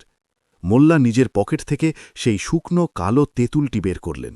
দরবারে এবার কানাকানি বেড়ে গেল। এ কি করছে? একজন সেনাপতি ফিসফিস করে বলল। ও কি সাপকে তেঁতুলের চাটনি খাওয়াবে? মোল্লা কারো দিকে ধ্যান দিলেন না। তিনি দড়ির গিঁটটিকে তেঁতুলের শ্বাসের ভেতরে ভালো করে জড়িয়ে নিলেন। তারপর পাশে রাখা জলের ঘটি থেকে কয়েক ফোঁটা জল সেই তেঁতুলের ওপর দিলেন। তেঁতুল ভিজে গেল এবং তার থেকে এক তীব্র টক গন্ধ বের হতে লাগল। মোল্লা দাঁড়িয়ে পড়লেন। এবার তার ভঙ্গি গম্ভীর ছিল। তিনি জারের সরু পোখের কাছে সেই দড়িটি ঝোলালেন। খামোশ, মোল্লা হঠাৎ কড়া গলায় বললেন। এতটাই নিস্তব্ধতা চাই যে হৃদস্পন্দনকেও যেন গোলমাল মনে হয়। দরবার স্তব্ধ হয়ে গেল। মোল্লা ধীরে ধীরে খুব সাবধানী হাতে দড়িটিকে জারের ভেতরে ঢোকাতে শুরু করলেন। দড়ির মাথায় বাঁধা সেই শুকনো কালো তেঁতুলটি ধীরে ধীরে নিচে নামছিল। সাপটি সেই অনাহুত অতিথিকে দেখল। সে ফোঁস করে উঠল, কিন্তু মোল্লার হাত কাঁপছিল না। মোল্লা তেঁতুলটিকে সাপের নাসারন্ধ্রের একদম কাছে নিয়ে এলেন, কিন্তু তাকে ছুঁতে দিলেন না। এখানে মোল্লার বুদ্ধিমত্তা কাজ করছিল। তিনি জানতেন যে সাপের ঘ্রাণশক্তি তার জিভে থাকে, কিন্তু অত্যন্ত তীব্র গন্ধ, বিশেষ করে টক গন্ধ, যে কোনো প্রাণীর লালাগ্রন্থিকে উত্তেজিত করে দেয়। আর যখন পেটে কিছু আটকে থাকে তখন শরীরের স্বাভাবিক প্রতিক্রিয়া সেটি বাইরে ছুঁড়ে ফেলার হয়। তেঁতুলের টক তীব্র গন্ধ জারের বদ্ধ বাতাসে ভরে গেল। সাপটি, যা আগে থেকেই হীরার কারণে অস্বস্তিতে ছিল, এখন আরও বেশি বিচলিত হতে লাগল। সে নিজের মুখ খুলল। মোল্লা দড়িটিকে একটু নাড়ালেন, যেমন শিকার নড়াচড়া করে। সাপটি নিজের স্বভাব অনুসারে সেই বিপদ বা শিকারকে পরখ করার জন্য মুখ আরও হাঁ করল। ঠিক তখনই মোল্লা এমন এক কাজ করলেন যা কেউ আশা করেনি। তিনি দড়িটিকে হালকা এক ঝটকা দিলেন, যাতে ভেজা তেঁতুলের এক ফোঁটা রস টপকে সোজা সাপের খোলা মুখের ভেতরে তার জিভে গিয়ে পড়ে। যেমনই সেই টক রস সাপের তালুতে লাগল, তার প্রতিক্রিয়া তড়িৎ গতিতে হল। টক স্বাদ তার চোয়ালের পেশিতে এক অনৈচ্ছিক খিঁচুনি তৈরি করল। সাপের শরীর ঝটকা খেল, তার বমি ভাব এল, তার পেট সংকুচিত হল এবং পরের মুহূর্তেই এক মসৃণ শব্দের সাথে সেই বহুমূল্য হীরাটি তার গলা থেকে বেরিয়ে জারের নিচে পড়ে গেল। পুরো দরবার থেকে একসাথে শব্দ বেরিয়ে এলো। কিন্তু কাজ এখনো শেষ হয়নি। হীরাটি এখনও জারের ভেতরেই ছিল। সাথে ছিল এক বিষাক্ত এবং এখন অত্যন্ত রাগান্বিত সাপ। সাপটি এখন সেই তেঁতুলের টুকরোটির ওপর হামলা করছিল। মোল্লা ক্ষিপ্রতার সাথে দড়ি টানলেন, কিন্তু পুরোটা বাইরে আনলেন না। সাপ দড়ি ধরার চেষ্টা করল, কিন্তু মোল্লা তাকে ফাঁকি দিলেন। এবার হীরা মুক্ত ছিল। মোল্লা চট করে নিজের সেই মোমবাতিটি তুললেন, যা তিনি এখন পর্যন্ত জ্বালালেন না। তিনি সেটিকে জারের মুখের ওপর উল্টো করে দিলেন। কেউ আমাকে একটি লম্বা চিমটা দিন, মোল্লা চিৎকার করে বললেন। শাহী হেকিম নিজের থলে থেকে একটি লম্বা অস্ত্রোপচারের চিমটা মোল্লার দিকে ছুঁড়ে দিলেন। মোল্লা সেটি লুফে নিলেন। সাপ তখনও তেঁতুলের টক স্বাদের সাথে লড়ছিল, নিজের মুখ মাটিতে ঘষছিল। এটাই ছিল সেই সুযোগ। মোল্লা চিমটা ভেতরে ঢোকালেন, হীরাটি ধরলেন এবং বিদ্যুতের গতিতে হাত বাইরে টেনে আনলেন। যেমনই হীরা জারের বাইরে এলো, তার জ্যোতিতে দরবার ঝলমল করে উঠল। ওটি ছিল নূরে সালতানাত, যা মোল্লার 2 আঙুলের মাঝখানে সুরক্ষিতভাবে জ্বলজ্বল করছিল। মোল্লা হীরাটি বাদশাহর দিকে বাড়িয়ে দিলেন। নিন জাহাপনা, আপনার গর্ব এবং এই সাপের প্রাণ 2 অক্ষত আছে। বাদশাহ স্তব্ধ হয়ে গেলেন। তিনি নিজের সিংহাসন থেকে উঠে দাঁড়ালেন। তার চোখে অবিশ্বাস আর কৃতজ্ঞতার জল ছিল। তিনি কম্পিত হাতে সেই হীরা নিলেন এবং সেটিকে নিজের বুকের সাথে জড়িয়ে ধরলেন। পুরো দরবার, যা কয়েক পল আগে মোল্লাকে নিয়ে বিদ্রুপ করছিল, এখন তার সম্মানে ঝুঁকে পড়ল। উজিরের মুখ ফ্যাকাশে হয়ে গেল। অদ্ভুত, অবিশ্বাস্য, বাদশাহ চিৎকার করে বললেন। মোল্লা, তুমি যা করে দেখালে তা আমার পুরো ফজ করতে পারত না। চাও কি চাও, সোনার মুদ্রা দিয়ে তোমাকে ওজন করে দেব, নাকি তোমাকে আমার উজির বানিয়ে নেব? মোল্লা এক গভীর দীর্ঘশ্বাস নিলেন। তার নিজের স্ত্রীর কথা মনে পড়ল, যে অন্ধকার ঘরে মোমবাতি ধরে অপেক্ষা করছিল। তার মনে পড়ল সেই ওয়াদা, 2 কোটির ওয়াদা। জাহাপনা, আমার সোনা চাই না, পদও চাই না, আমার শুধু একটি ছোট হিসাব চাই। হিসাব? বাদশাহ অবাক হলেন। কেমন হিসাব? মোল্লা নিজের 3টি জিনিস, মোমবাতি, দড়ি আর বেঁচে থাকা তেঁতুল, আবার নিজের ঝোলায় ভরলেন। জাহাপনা, যদি এই হীরা আপনাকে ফেরত না দেয়া হতো, তবে সালতানাতের কত ক্ষতি হতো? মোল্লা জিজ্ঞেস করলেন। বাদশাহ ভাবলেন, এই হীরার দাম বাজারে লাগানো অসম্ভব, কিন্তু যদি তুমি জিজ্ঞেসই করছো, তবে এর আনুমানিক মূল্য কমপক্ষে 50 লাখ সোনার দিনার। আর আমার সম্মান, তার তো কোনো দামই নেই। আর সেই সাপটি? মোল্লা জিজ্ঞেস করলেন। ওটি বিদেশি রাজার উপহার ছিল, যদি সেটি মরে যেত তবে যুদ্ধ লেগে যেত, সেই যুদ্ধে কোটি কোটি টাকার লোকসান হতো, বাদশাহ গুরুত্বের সাথে বললেন। মোল্লা মাথা নাড়লেন। তাহলে ধরে নিন যে আজ আমি সালতানাতের প্রায় 1 কোটি দিনার বাঁচিয়েছি। অবশ্যই, বরং তার চেয়েও বেশি, স্বীকার করলেন বাদশাহ। বাস, আমাকে এটাই শুনতে হতো। মোল্লা হাসলেন। জাহাপনা, যদি আপনি সত্যি আমাকে কিছু দিতে চান, তবে আমার এই হীরা বা সোনা চাই না। আমার শুধু একটি ছোট শাহী ফরমান, অর্থাৎ দলিল চাই, যার ওপর আপনার মোহর থাকবে এবং যেখানে লেখা থাকবে যে আজ মোল্লা নাসরুদ্দিনের বুদ্ধির দাম 1 কোটি সোনার দিনার ধরা হলো। দরবারীরা অবাক হয়ে গেল। এই লোকটা পাগল, নগদ সোনা ছেড়ে 1 টুকরো কাগজের কাগজ চাচ্ছে। বাদশাহ হাসলেন। অদ্ভুত তোমার চাহিদা মোল্লা, কিন্তু যদি তোমার এটাই ইচ্ছে হয় তবে এটাই সই। তখনই শাহী মুন্সিকে ডাকা হলো। সোনালী অক্ষরে একটি ফরমান লেখা হলো। বাদশাহ নিজের শাহী মোহর লাগালেন এবং সেই দলিল মোল্লাকে সঁপে দিলেন। এই নাও তোমার 1 কোটির প্রমাণপত্র। বাদশাহ বললেন, কিন্তু খালি হাতে ঘরে যাওয়া কি বুদ্ধিমানী হবে? মোল্লা সেই ফরমানটি নিজের বুকে জড়িয়ে ধরলেন, যেন সেটি দুনিয়ার সবচেয়ে বড় খাজানা। জাহাপনা, কখনো কখনো খালি হাতই সবচেয়ে বেশি ভরা থাকে। এই কাগজ আমার জন্য সোনার চেয়েও বেশি মূল্যবান, কারণ সোনা তো চোর চুরি করতে পারে, কিন্তু এই কাগজে লেখা কথা আমার স্ত্রীর চোখে আমার হারানো সম্মান ফিরিয়ে আনবে। মোল্লা সালাম করলেন এবং দরবার থেকে বাইরে যাওয়ার জন্য ঘুরলেন, কিন্তু যাওয়ার আগে তিনি উজিরের কাছে থামলেন। উজির নজর নিচু করে নিলেন। উজির সাহেব, মোল্লা ধীরে ধীরে বললেন, কখনো কখনো টক তেঁতুলও মিষ্টি হালুয়ার চেয়ে বেশি কাজ দেয়। জিনিসের দাম তাদের প্রয়োজন ঠিক করে, তাদের দর নয়। মোল্লা মহল থেকে বাইরে বেরোলেন। রাত গভীর হয়েছিল, কিন্তু মোল্লার মনে হচ্ছিল যেন সূর্য উদিত হয়েছে। তার পকেটে সেই শাহী ফরমান ছিল। এখন তার কাছে 1 কোটির লিখিত প্রমাণ ছিল। 500 দিনারের হাত, 1 কোটির জীবন, আর এখন 1 কোটির শাহী মোহর। মোল্লা মনে মনে গণনা করলেন, 2 কোটি 500 দিনার। আমি আমার ওয়াদা পূরণ করে দিয়েছি। তিনি দ্রুত পায়ে ঘরের দিকে চললেন। তার স্ত্রীর মুখের অভিব্যক্তি দেখার খুব তাড়া ছিল। সে কি মানবে? এই 1 টুকরো কাগজ কি তাকে শান্ত করতে পারবে, নাকি মোল্লার এই দার্শনিক জয় খিদের বাস্তবতার সামনে আবার হেরে যাবে? গলিগুলো শান্ত ছিল, কিন্তু মোল্লার মাথায় অনেক শোরগোল ছিল। তিনি ঘরের কাছে পৌঁছলেন। ঘর এখনও অন্ধকারে ডুবেছিল, শুধু জানলা দিয়ে একটি মৃদু আলো আসছিল। এর মানে মোমবাতি এখনও জ্বলছিল। বেগম তার কথা শুনেছিলেন। মোল্লা দরজায় হাত রাখলেন। তার বুক দুরুদুরু করছিল। দরবারে সাপের মুখোমুখি হওয়ার চেয়েও এটি বেশি কঠিন ছিল। একজন ক্ষুধার্ত এবং রাগান্বিত স্ত্রীর মুখোমুখি হওয়া দুনিয়ার সবচেয়ে কঠিন কাজ। তিনি দরজা ঠেললেন। চুঁ করে শব্দের সাথে দরজা খুলল। সামনে বেগম বসেছিলেন। মোমবাতি এখন শেষ প্রান্তে ছিল, নিভে যাওয়ার উপক্রম হয়েছিল। তার কাঁপা শিখায় বেগমের মুখ পাথরের মতো শক্ত লাগছিল। তুমি ফিরে এলে? বেগম না তাকিয়েই বললেন, আমি অপেক্ষা করছিলাম যে মোমবাতি নিভলে আমিও আমার আশা নিভিয়ে দেব। মোল্লা উৎসাহের সাথে নিজের ঝোলা নিচে রাখলেন এবং শাহী ফরমান বের করলেন। দেখো বেগম, দেখো আমি কি এনেছি। আমি বলেছিলাম না যে আমি 2 কোটি নিয়ে আসব? এই দেখো। তিনি সেই শাহী দলিলটি বেগমের কোলে ফেলে দিলেন। বেগম সেই কাগজটি হাতে তুললেন। শাহী মোহর দেখলেন। তার চোখ কপালে উঠল। এ তো বাদশার মোহর। তুমি কি করেছ? তুমি কি মহল লুট করেছ? না, পড়ো এটা, মোল্লা বললেন। বেগম নিরক্ষর ছিলেন, কিন্তু তিনি শাহী মোহরের ক্ষমতা জানতেন। এতে কি লেখা আছে? এতে লেখা আছে যে তোমার স্বামীর বুদ্ধির দাম 1 কোটি সোনার দিনার, মোল্লা গর্বে বুক ফোলালেন। আর যে হিসাব আমি আগে দিয়েছিলাম সেটি যোগ করে নাও, হয়ে গেল না 2 কোটি।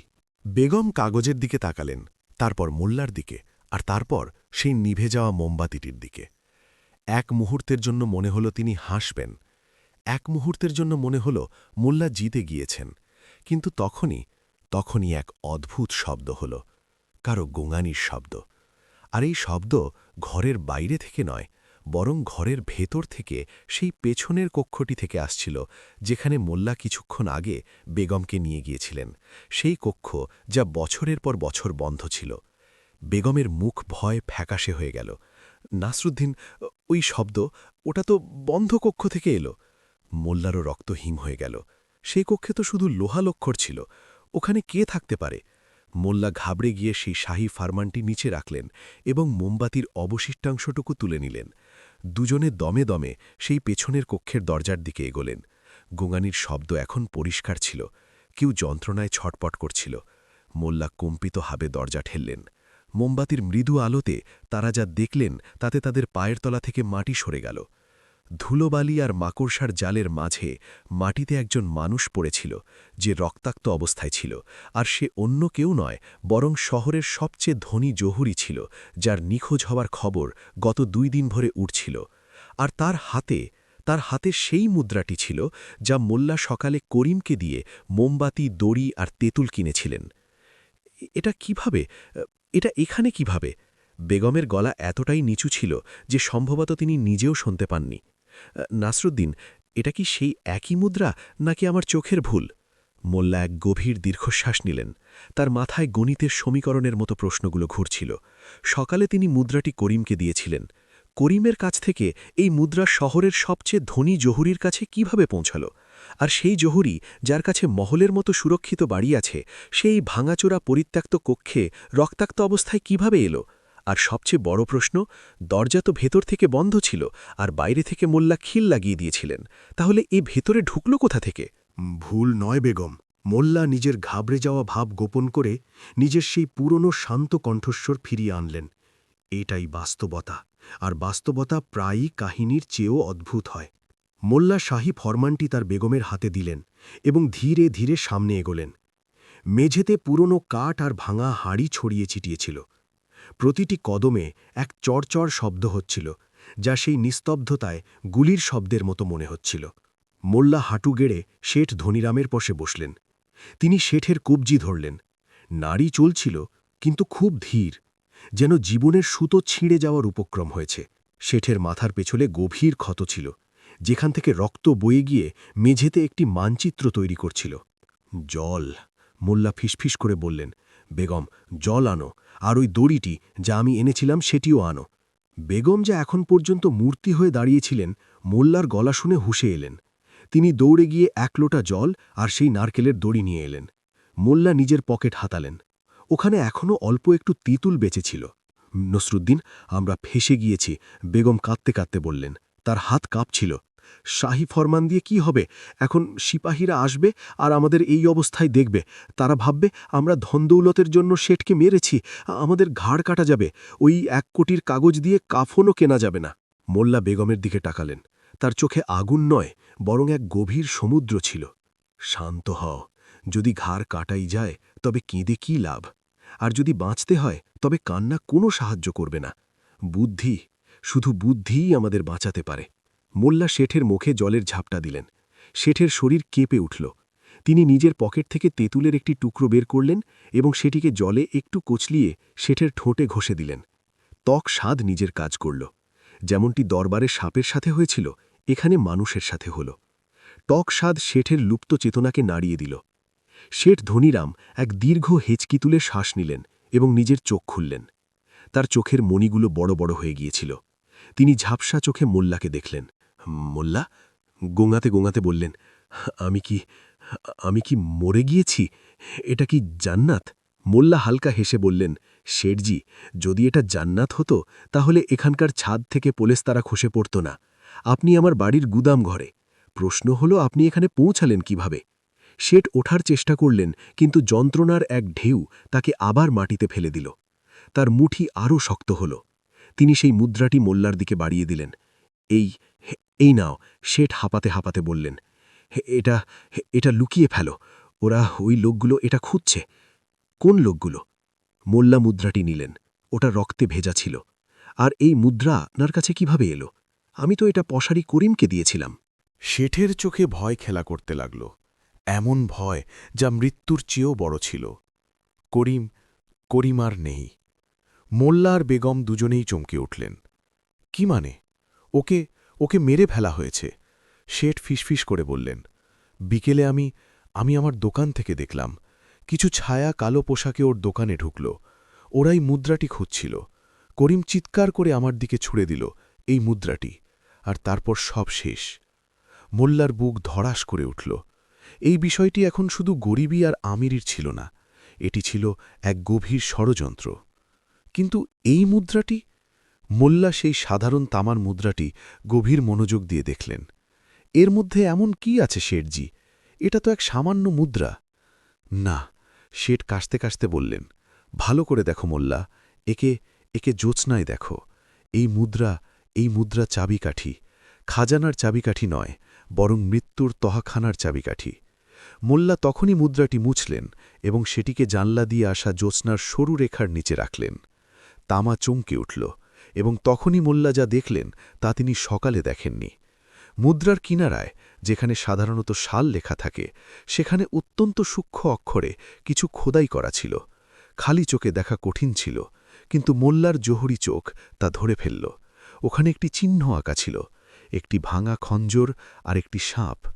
শাহী মোহর, মোল্লা বিড়বিড় করে বললেন, কিন্তু এটা বাদশাহর মোহর নয়, এটা তো বিদ্রোহীদের মোহর। শেঠ ঠিকই বলেছে। শেঠ কথা শেষ করলেন, এই মুদ্রা আজ রাতে হওয়া এক গোপন সভার প্রবেশপত্র, যেখানে বাদশাহকে হত্যার ষড়যন্ত্র করা হতে চলেছে। বেগমের মুখ থেকে এক চিৎকার বেরিয়ে এলো, যা তিনি তখনই নিজের হাত দিয়ে চেপে ধরলেন। তাহলে আপনি এখানে কি করছেন? মোল্লা কড়া গলায় জিজ্ঞেস করলেন। আমি পালাচ্ছিলাম, শেঠ জানালেন। যখন আমি মুদ্রাটি তুললাম, তখন ওই ছায়াগুলো আমাকে দেখে ফেলল। আমি নিজের প্রাণ বাঁচাতে গলিগুলোতে দৌড়াতে লাগলাম। আমি জানতাম তোমার বাড়ি, মাফ করবে মোল্লা, তোমার বাড়ি পরিত্যক্ত মনে হয়। আমার মনে হলো এখানে কেউ থাকে না। আমি পেছনের দেওয়াল টপকালাম আর ঘুলঘুলি দিয়ে এই ঘরে ঝাঁপ দিলাম, কিন্তু পড়তেই মাথা ফেটে গেল আর আমি অজ্ঞান হয়ে গেলাম। মোল্লার কপাল হাত দিলেন। পরিস্থিতি এখন পরিষ্কার ছিল এবং অত্যন্ত বিপজ্জনকও। করিম মারা গিয়েছিল, শেঠ ধনীরাম আহত ছিলেন এবং সাক্ষী ছিলেন, আর ওই মুদ্রা যা মোল্লা সকালে এক নতুন শুরুর জন্য নিয়ে বেরিয়েছিলেন, সেটি আসলে ছিল এক মৃত্যু পরোয়ানা, অর্থাৎ যমদূতের ফরমান। এখন কি হবে? বেগম কাঁপতে কাঁপতে জিজ্ঞেস করলেন। যদি ওই খুনিরা একে খুঁজতে খুঁজতে এখানে চলে আসে তবে? তখনই বাইরে গলিতে আবার কুকুরের ঘেউ ঘেউ শব্দ শোনা গেল, কিন্তু এইবার এই শব্দ খুব কাছে ছিল, আর তার সাথেই কারো ভারী পায়ের শব্দ শোনা গেল। কেউ মোল্লার বাড়ির পেছনের অংশের দেওয়ালের কাছে পায়চারি করছিল। ওরা এসে গেছে, শেঠ ধনীরাম ভয়ে নিজের চোখ বন্ধ করে নিলেন। মোল্লার মস্তিষ্ক বিদ্যুতের গতিতে চলল। তার কাছে একজন আহত লোক ছিল, একটি রক্তাক্ত মুদ্রা ছিল, আর বাইরে খুনিরা দাঁড়িয়েছিল। আর তার কাছে অস্ত্র বলতে কি ছিল? একটা আধা পোড়া মোমবাতি, অল্প দড়ি আর বেঁচে থাকা তেঁতুল। আর হ্যাঁ, 1 কোটির শাহী ফরমান। বেগম, মোল্লা হঠাৎ এক আদেশ দিলেন, তাড়াতাড়ি যাও আর চুলার ছাই নিয়ে এসো, অনেক ছাই। ছাই? কিন্তু কেন? প্রশ্ন করো না, শুধু যাও। বেগম দৌড়ে গেলেন। মোল্লা শেঠের দিকে তাকালেন। শেঠজি, আপনাকে এখন একজন মরা মানুষ সাজতে হবে। আপনি কি নিজের শ্বাস আটকে রাখতে পারবেন? আমি তো এমনিতেও আধা মরে গিয়েছি। শেঠ যন্ত্রণার মাঝেও হাসার চেষ্টা করলেন। বেগম ছাই নিয়ে ফিরলেন। মোল্লা এক মুঠি ছাই নিলেন এবং সেটি শেঠের রক্তে ভেজা জামাকাপড় আর মুখে মেখে দিলেন। তারপর তিনি মেঝেতে ছড়িয়ে থাকা রক্তের উপর ছাই দিয়ে দিলেন, যাতে সেটি কাদার মতো দেখায়, তাজা রক্ত নয়। এখন আমার কথা মন দিয়ে শোনো, মোল্লা বেগমকে বললেন। যদি কেউ ভেতরে আসে, তবে বলবে যে এটি আমার পাগল খুড়তুতো ভাই, যাকে বসন্ত হয়েছে, আর যে ছোঁয়াচে রোগে মরছে। বুঝেছ? ছোঁয়াচে রোগ। ভয় হল সবচেয়ে বড় অস্ত্র। মোল্লা জানতেন যে খুনিরা সাহসী হতে পারে, কিন্তু রোগকে সবাই ভয় পায়। তখনই পেছনের দরজায়, সেই দরজা যা বছরের পর বছর বন্ধ ছিল এবং যেটি মোল্লা এখন পর্যন্ত খোলেননি, বাইরে থেকে জোরালো ধাক্কা লাগল। কাঠ মরমর করে উঠল, কেউ সেটি ভাঙার চেষ্টা করছিল। মোল্লা দড়ি তুললেন, তিনি শেঠের হাত পা বেঁধে দিলেন এবং তার হাতে দড়ি বাঁধলেন। এ কি করছ? শেঠ ঘাবড়ে গেলেন। শান্ত থাকুন, মোল্লা ফিসফিস করে বললেন।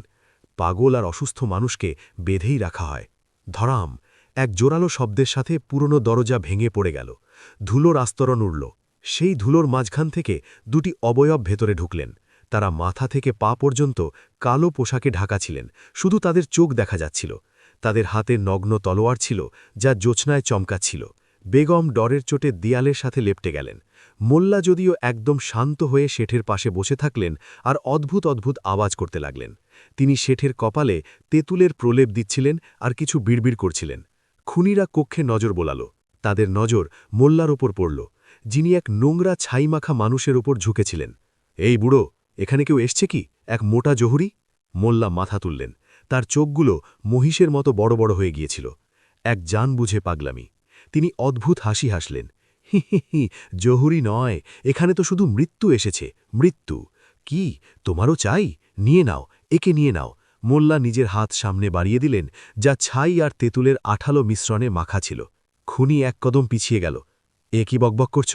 ছোঁয়াচে, মহামারী! মোল্লা চিৎকার করলেন। আমার ভাইকে খেয়ে নিল, এখন আমাকে খাচ্ছে। কাছে এসো, আমি তোমাকে বুকে জড়িয়ে ধরতে চাই। মোল্লা পাগলের মতো উঠে খুনিদের দিকে দৌড়ালেন। পিছে হট, পাগল! দ্বিতীয় খুনি চিৎকার করে উঠল। এ তো কোনো কুষ্ঠরোগীর আস্তানা মনে হয়। এখানে সেই জহরি আসবে না, চলো অন্য কোথাও খুঁজি। রোগায় পাগলামির নাটক কাজ করছিল, কিন্তু তখনই প্রথম খুনির নজর মেঝেতে পড়ল। মোল্লা রক্তের উপর ছাই দিয়েছিলেন, কিন্তু শেঠের হাত থেকে পিছলে যাওয়া একটি ছোট সোনার বালা, যা সম্ভবত পড়ার সময় খুলে গিয়েছিল, সেটি কোণে চমকাচ্ছিল। খুনি থেমে গেল। সে সামনে এগোল এবং বালাটিকে নিজের তলোয়ারের আগা দিয়ে তুলল। এটা জহরির বালা, আমি একে পড়তে দেখেছিলাম। তার খুনি চোখ মোল্লার ওপর আটকে গেল। তুই মিথ্যে বলছিস বুড়ো, ও এখানেই আছে। এখন নাটকের সময় শেষ হয়ে গিয়েছিল। মোল্লা অনুভব করলেন যে এখন বুদ্ধির সাথে সাথে অন্য কিছুও লাগবে। তিনি নিজের মুঠিতে বেঁচে থাকা শেষ জিনিস, সেই ভেজা আঠালো তেঁতুল আর ছাইয়ের গোলা, শক্ত করে ধরলেন। খুনি তলোয়ার উঁচিয়ে মোল্লার দিকে এগোল। বল, কোথায় লুকিয়েছিস ওকে? মোল্লা পিছিয়ে গেলেন এবং হঠাৎ তার পা শেঠ ধনিরামের শরীরের সাথে ধাক্কা খেল। শেঠের মুখ থেকে এক যন্ত্রণাদায়ক গোঙানি বেরিয়ে এলো। আহ! খুনির নজর সেই অসুস্থ লোকটির ওপর পড়ল, যাকে মোল্লা ঢেকে রেখেছিলেন। তাহলে ও এখানেই আছে? খুনি তলোয়ার তুলল শেঠের কাজ শেষ করার জন্য। ঠিক সেই মুহূর্তে মোল্লা নিজের পুরো শক্তি দিয়ে সেই তেঁতুল আর ছাইয়ের গোলা খুনির চোখের ওপর ছুঁড়ে মারলেন। তেঁতুলের টক শাঁস আর তীক্ষ্ণ ছাই সোজা খুনির চোখের ভেতরে ঢুকে গেল। আহ, আমার চোখ! খুনি চিৎকার করে উঠল এবং নিজের চোখ হাত দিয়ে রগড়াতে লাগল। জ্বালা পড়া তাকে অন্ধ করে দিয়েছিল। সে তলোয়ার ঘোরাতে ঘোরাতে টালমাটাল হয়ে পড়ল। তার তলোয়ার হাওয়ায় দুলল এবং তার সঙ্গীর কাঁধে গিয়ে লাগল। দ্বিতীয় খুনিও চিৎকার করে উঠল। কক্ষে হইচই পড়ে গেল। পালান বেগম! মোল্লা চিৎকার করলেন। তিনি শেঠ ধনিরামকে, যিনি এখন হুঁশে আসছিলেন, কাঁধের সাহায্য দিয়ে তুললেন। তিনজন সেই ভাঙা দরজা দিয়ে বাইরে অন্ধকার গলিতে বেরিয়ে গেলেন। পেছনে সেই খুনি তখনও নিজের চোখ রগড়াচ্ছিল আর গালি দিচ্ছিল। মোল্লা, বেগম আর আহত শেঠ ধনিরাম রাতের অন্ধকারে বাগদাদের সরু গলিগুলোতে দৌড়াচ্ছিলেন। তারা নিজেদের ঘর থেকেই ঘর ছাড়া হয়ে গিয়েছিলেন। এই কয়েক ঘণ্টা আগে মোল্লার কাছে 1 কোটির শাহী ফরমান ছিল এবং তিনি শহরের হিরো ছিলেন। এখন তিনি এক পলাতক আসামি, যার পেছনে খুনি ছায়ারা লেগে আছে। তারা এক পুরনো মসজিদের ধ্বংসস্তূপে গিয়ে থামলেন। শেঠ ধনিরাম বুড়ি তারা হাঁপছিলেন। মোল্লা তাকে একটি দেওয়ালের আশ্রয়ে শুইয়ে দিলেন। এখন কি হবে? বেগম জিজ্ঞেস করলেন। তার দম ফুলে আসছিল। আমরা কোথায় যাব? ঘরে ফিরে যেতে পারব না। মোল্লা নিজের পকেট থেকে সেই মুদ্রাটি বের করলেন। এখন আমাদের কাছে শুধু একটাই রাস্তা আছে। আমাদের এই মুদ্রার রহস্যের গোড়ায় যেতে হবে। শেঠজি, ওই সভা কোথায় হওয়ার কথা আছে? শেঠ যন্ত্রণার মাঝেও বললেন, শাহী গোরস্তানের নিচে পুরনো তহখানায়, আজ মধ্যরাতে। তাহলে আমাদের সেখানে যেতে হবে, মোল্লা ফয়সালা শোনালেন। কি? বেগম আর শেঠ একসাথে বলে উঠলেন। সেখানে যাওয়ার মানে হলো বাঘের মুখে মাথা দেওয়া। যদি আমরা না যাই তবে সকালের মধ্যে বাদশাকে খুন করে ফেলা হবে, মোল্লা বললেন। আর যদি বাদশাহ মারা যান, তবে আমার ওই 1 কোটির ফরমান আস্তাকুরের কাগজ হয়ে যাবে। আমাকে আমার কষ্টের কামাই বাঁচাতে হবে, আর তার জন্য আমাকে বাদশাকে বাঁচাতে হবে। মোল্লার তর্কশক্তি অদ্ভুত ছিল, কিন্তু সঠিক ছিল। তিনি নিজের প্রাণ বাঁচানোর জন্য নয়, বরং নিজের কাগজই 1 কোটিকে বাঁচানোর জন্য বিপ্লব থামাতে যাচ্ছিলেন। আমিও যাব, বেগম বললেন, আমি তোমাকে একা মরতে দেব না। আর আমি? শেঠ জিজ্ঞেস করলেন। আপনি এখানেই লুকিয়ে থাকুন, মোল্লা বললেন। যদি আমরা সকাল পর্যন্ত ফিরে না আসি তবে বুঝে নেবেন যে মোল্লার কিস্সা শেষ। মোল্লা আর বেগম গোরস্থানের দিকে চলতে লাগলেন। রাত আরও কালো আর ভয়ঙ্কর হয়ে গিয়েছিল। হাওয়ায় এক অদ্ভুত শিহরণ ছিল। যেমনই তারা শাহী গোরস্থানের কাছে পৌঁছালেন তারা সেখানে পাহারাদার দেখতে পেলেন। কিন্তু এরা শাহী পাহারাদার ছিল না। এরা ওই কালো পোশাক পরা লোকজন ছিল, তারা ছায়ার মতো গবরের মাঝে ঘুরে বেড়াচ্ছিল। মোল্লা আর বেগম এক বিশাল কবরের পেছনে লুকিয়ে পড়লেন। ভেতরে ঢুকব কিভাবে? বেগম ফিসফিস করে বললেন। মোল্লা দেখলেন যে এক বিশেষ কবরের কাছে, যা কোনো পুরনো উজিরের মনে হচ্ছিল, মানুষ একে একে যাচ্ছে। তারা সেখানে দাঁড়িয়ে থাকা এক লোককে কিছু দেখাচ্ছে, আর সেই লোক কবরের একটি পাথর সরিয়ে দিচ্ছে, যাতে নিচে যাওয়ার রাস্তা খুলে যাচ্ছে। ওরা মুদ্রা দেখাচ্ছে, মোল্লা বললেন। ওইটাই প্রবেশপত্র। কিন্তু আমাদের কাছে তো একটাই মুদ্রা আছে, বেগম বললেন। আমরা দুজন মানুষ। মোল্লা হাসতে হাসতে বললেন, এটাই তো মোল্লা নাসরুদ্দিনের পরীক্ষা। এক মুদ্রা দিয়ে দুজন কিভাবে ভেতরে যাব? দেখো। মোল্লা নিজের পাগড়ি খুললেন এবং সেটিকে একটু ঢিলে করে এক ভিন্ন কায়দায় বেঁধে নিলেন। এখন তাকে কোনো এক আমির শেখের মতো লাগছিল। তিনি বেগমের ওড়না দিয়ে নিজের অর্ধেক মুখ ঢেকে নিলেন। তুমি আমার গোলাম সেজে যাও, মোল্লা বেগমকে বললেন। গোলামদের পাসের প্রয়োজন হয় না, তারা আসবাবপত্রের মতো হয়। বেগমের এই কথাটি পছন্দ হল না, কিন্তু সময়ের গুরুত্ব বুঝে তিনি চুপ থাকলেন। মোল্লা শান ভরে সেই দ্বারপালের কাছে পৌঁছালেন। তার হাঁটার ভঙ্গিতে এমন এক দাপট ছিল যে দ্বারপালও এক মুহূর্তের জন্য থমকে গেল। থামুন, দ্বারপাল বল্লম ঠেকাল। পরিচয়? মোল্লা কিছু না বলেই সেই মুদ্রাটি বের করলেন এবং সেটিকে বাতাসে ওড়ালেন।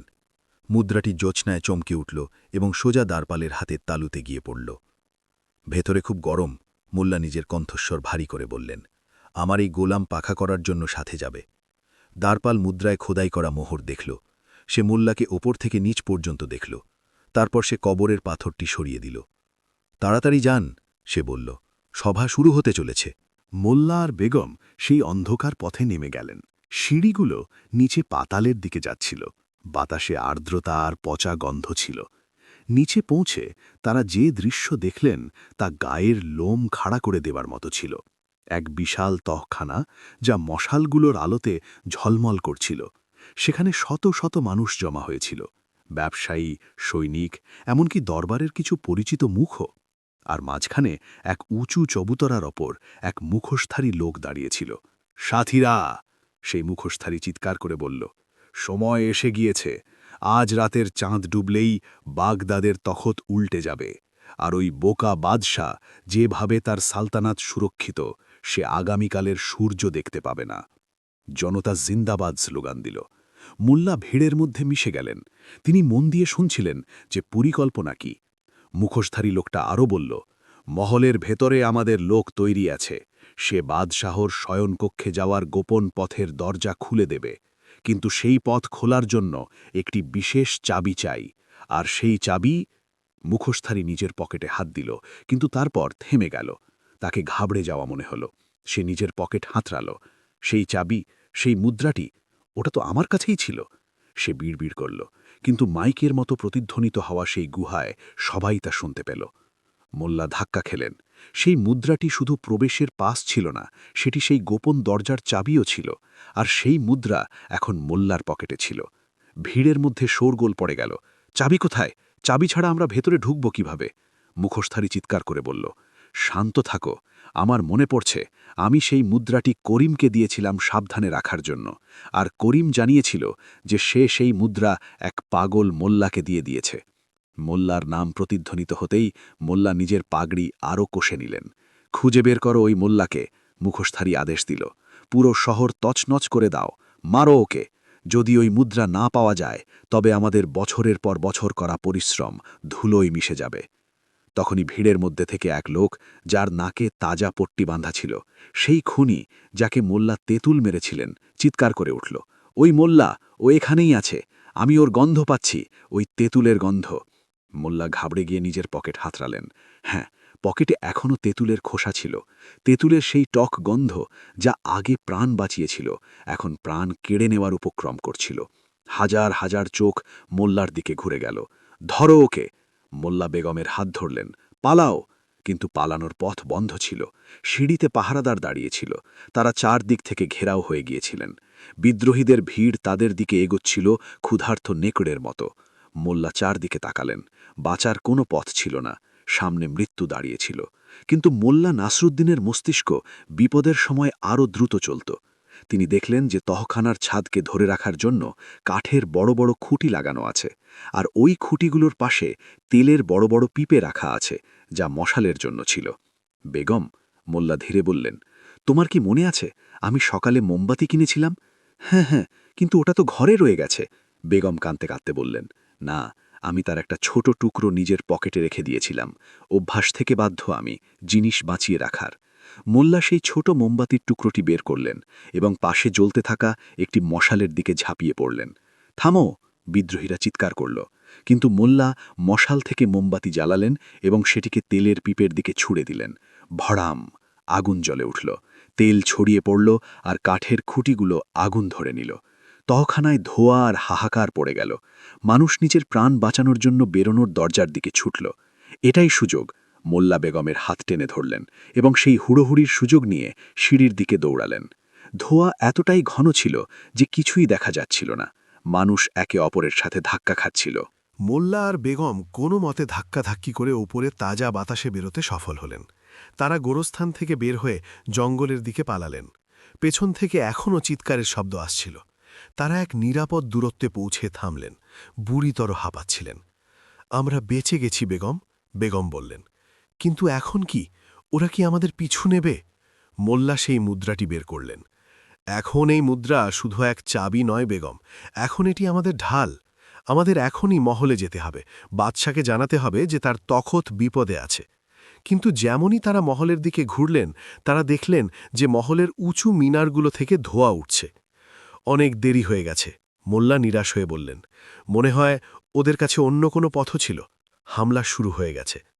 এখন মোল্লার কাছে দুটি বিকল্প ছিল, নিজের প্রাণ বাঁচিয়ে শহর ছেড়ে চলে যাওয়া অথবা জ্বলন্ত মহলে গিয়ে নিজের 1 কোটির ফরমানকে সার্থক করা। মোল্লা বেগমের দিকে তাকালেন। বেগম, আজ রাতে এক গরিব মোল্লা সালতানাতের রক্ষক হবে। তারা মহলের দিকে দৌড়ালেন। কিন্তু প্রধান ফটকে পাহারা ছিল না। সেখানে লাশ পড়েছিল। বিদ্রোহীরা কবজা করে নিয়েছিল। মোল্লা পেছনের পথ দিয়ে, যা রেশান আনার জন্য ব্যবহার করা হতো, সেই পথ দিয়ে মহলে ঢুকলেন। তারা জানতেন বাদশা কোথায় থাকবেন। তারা শাহী কক্ষের দিকে এগোচ্ছিলেন যে হঠাৎ এক করিডোরে তাদের আটকে দেওয়া হলো। সামনে সেই মুখোশধারী নেতা দাঁড়িয়েছিল। তার মুখোশ এখন সরে গিয়েছিল এবং মুখ দেখে মোল্লার পায়ের তরা থেকে মাটি সরে গেল। সে আর কেউ নয়, বরং উজিরই আজম ছিল, সেই উজির যে দরবারে মোল্লাকে ঘৃণা করত। তাহলে তুমি এখানে আছো ইঁদুর? উজির নিজের তলোয়ার বের করল। তোমার ওই জাদুকরি মুদ্রা আমাকে খুব জ্বালিয়েছে, কিন্তু এখন খেলা শেষ। বাদশাহ আমার কবজায়, আর এখন তুমিও মরবে। উজিরের সাথে 10 জন সিপাহী ছিল। মোল্লা আর বেগম নিরস্ত্র ছিলেন। মোল্লা হাসতে শুরু করলেন, উচ্চস্বরে পাগলদের মতো। উজির থেমে গেল। তুই হাসছিস কেন? মৃত্যু সামনে দেখে পাগল হয়ে গেলি? না উজির, মোল্লা বললেন নিজের হাসি থামিয়ে। আমি এজন্যে হাসছি কারণ তুমি ভাবছ যে তুমি জিতে গেছ, কিন্তু তুমি ভুলে গেছ যে আমি মোল্লা নাসরুদ্দিন। আমি প্রস্তুতি ছাড়া কখনো কোথাও যাই না। তোর কি প্রস্তুতি হতে পারে? উজির উপহাস করল। মোল্লা নিজের পকেটে হাত দিলেন। তোমার কি মনে হয় আমি ওই তহখানা থেকে শুধু পালিয়ে এসেছি? আমি সেখানে আরও কিছু করেছিলাম। কি? উজিরের কপালে চিন্তার রেখা ফুটে উঠল। আমি তোমার ওই তেলের পিপেগুলোতে শুধু আগুন লাগাইনি। মোল্লা মিথ্যে বললেন, কিন্তু এতটা আত্মবিশ্বাসের সাথে যে সত্যি মনে হল। আমি সেখানে শাহী বারুদের এক বাক্সও খুলে দিয়েছিলাম, যা সম্ভবত আমি সেখানে দেখেছিলাম। তার সলতে এখনও জ্বলছে। যে কোনো মুহূর্তে বুম! উজিরের মুখ ফ্যাকাশে হয়ে গেল। তার সব খাজানা, তার সব সেনা ওই তহখানার আশেপাশেই ছিল। তখনই দূরে কোথাও এক জোরালো বিস্ফোরণ হল। এটি সম্ভবত বিদ্রোহীদেরই কোনো ভুল ছিল, অথবা মহলের কোনো অংশ ভেঙে পড়েছিল, কিন্তু টাইমিং একদম সঠিক ছিল। উজিরের মনোযোগ সরে গেল। মোল্লা চট করে পাশে টাঙানো এক ভারী পর্দা টেনে দিলেন। পর্দা উজির আর তার সৈনিকদের ওপর পড়ে গেল। চলো, মোল্লা বেগমকে টান দিলেন এবং তারা বাদশার ঘরে ঢুকে পড়লেন। ভেতরে বাদশা এক কোণে তলোয়ার নিয়ে দাঁড়িয়েছিলেন, ভীত কিন্তু লড়াই করতে প্রস্তুত। মোল্লা, তুমি? বাদশা তাদের দেখে স্বস্তির নিঃশ্বাস নিলেন। উজির গদ্দার বেরিয়েছে। জানি জাহাপনা, কিন্তু কথা পরে আমাদের এখান থেকে বেরোতে হবে। ওই গোপন পথ যার চাবি আমার কাছে আছে। মোল্লা দেয়ালের খাজে সেই মুদ্রাটি ফিট করলেন। ক্লিক করে শব্দ হল এবং দেয়াল সরে গেল। এক অন্ধকার পথ খুলে গেল। তাড়াতাড়ি চলুন, মোল্লা বললেন। তারা তিনজন সুড়ঙ্গে ঢুকে পড়লেন। যেমনই তারা ভেতরে গেলেন, দেয়াল আবার বন্ধ হয়ে গেল। বাইরে উজিরের গালিগালাজ শোনা যাচ্ছিল। সুড়ঙ্গটি অন্ধকার আর সরু ছিল। এই পথ কোথায় যায়? বাদশা জিজ্ঞেস করলেন। এটি শহরের বাইরে বের হয়, মোল্লা বললেন। কয়েক ঘণ্টা হাঁটার পর তারা সুড়ঙ্গের অন্য প্রান্তে পৌঁছালেন। এটি একটি পুরনো গুহায় গিয়ে মুখ খুলেছিল, যা নদীর কিনারে ছিল। সকাল হয়ে গিয়েছিল। সূর্যের প্রথম কিরণ নদীর জলের ওপর পড়ছিল। বাদশা মাটিতে বসে পড়লেন। আমার সালতানাত, আমার মহল, সব শেষ। কিছুই শেষ হয়নি জাহাপনা, মোল্লা বললেন। যতক্ষণ বাদশা বেঁচে আছেন, সালতানাত বেঁচে আছে, আর যতক্ষণ এই মুদ্রা আমাদের কাছে আছে, আমরা ফিরে যাব। বাদশা মোল্লাকে দেখলেন। মোল্লা, কাল আমি তোমাকে 1 কোটির ইনাম দিয়েছিলাম। আজ আমি তোমাকে নিজের প্রাণের দেনাদার মনে করছি। যদি আমরা ফিরে ক্ষমতায় আসি, তবে তুমি যা চাইবে তাই পাবে। মোল্লা হাসলেন। আপাতত তো জাহাপনা আমার খিদে পেয়েছে, আর আমার পকেটে এখন তেঁতুলও বাকি নেই। তারা তিনজন হেসে উঠলেন। মানসিক চাপ কিছুটা কমল। কিন্তু কাহিনী এখনও শেষ হয়নি। নদীর ওপারে তারা দেখলেন যে উজিরের সেনা শহর থেকে বের হচ্ছে তাদের খোঁজার জন্য। আর তখনই মোল্লা দেখলেন যে নদীতে একটি নৌকা আসছে।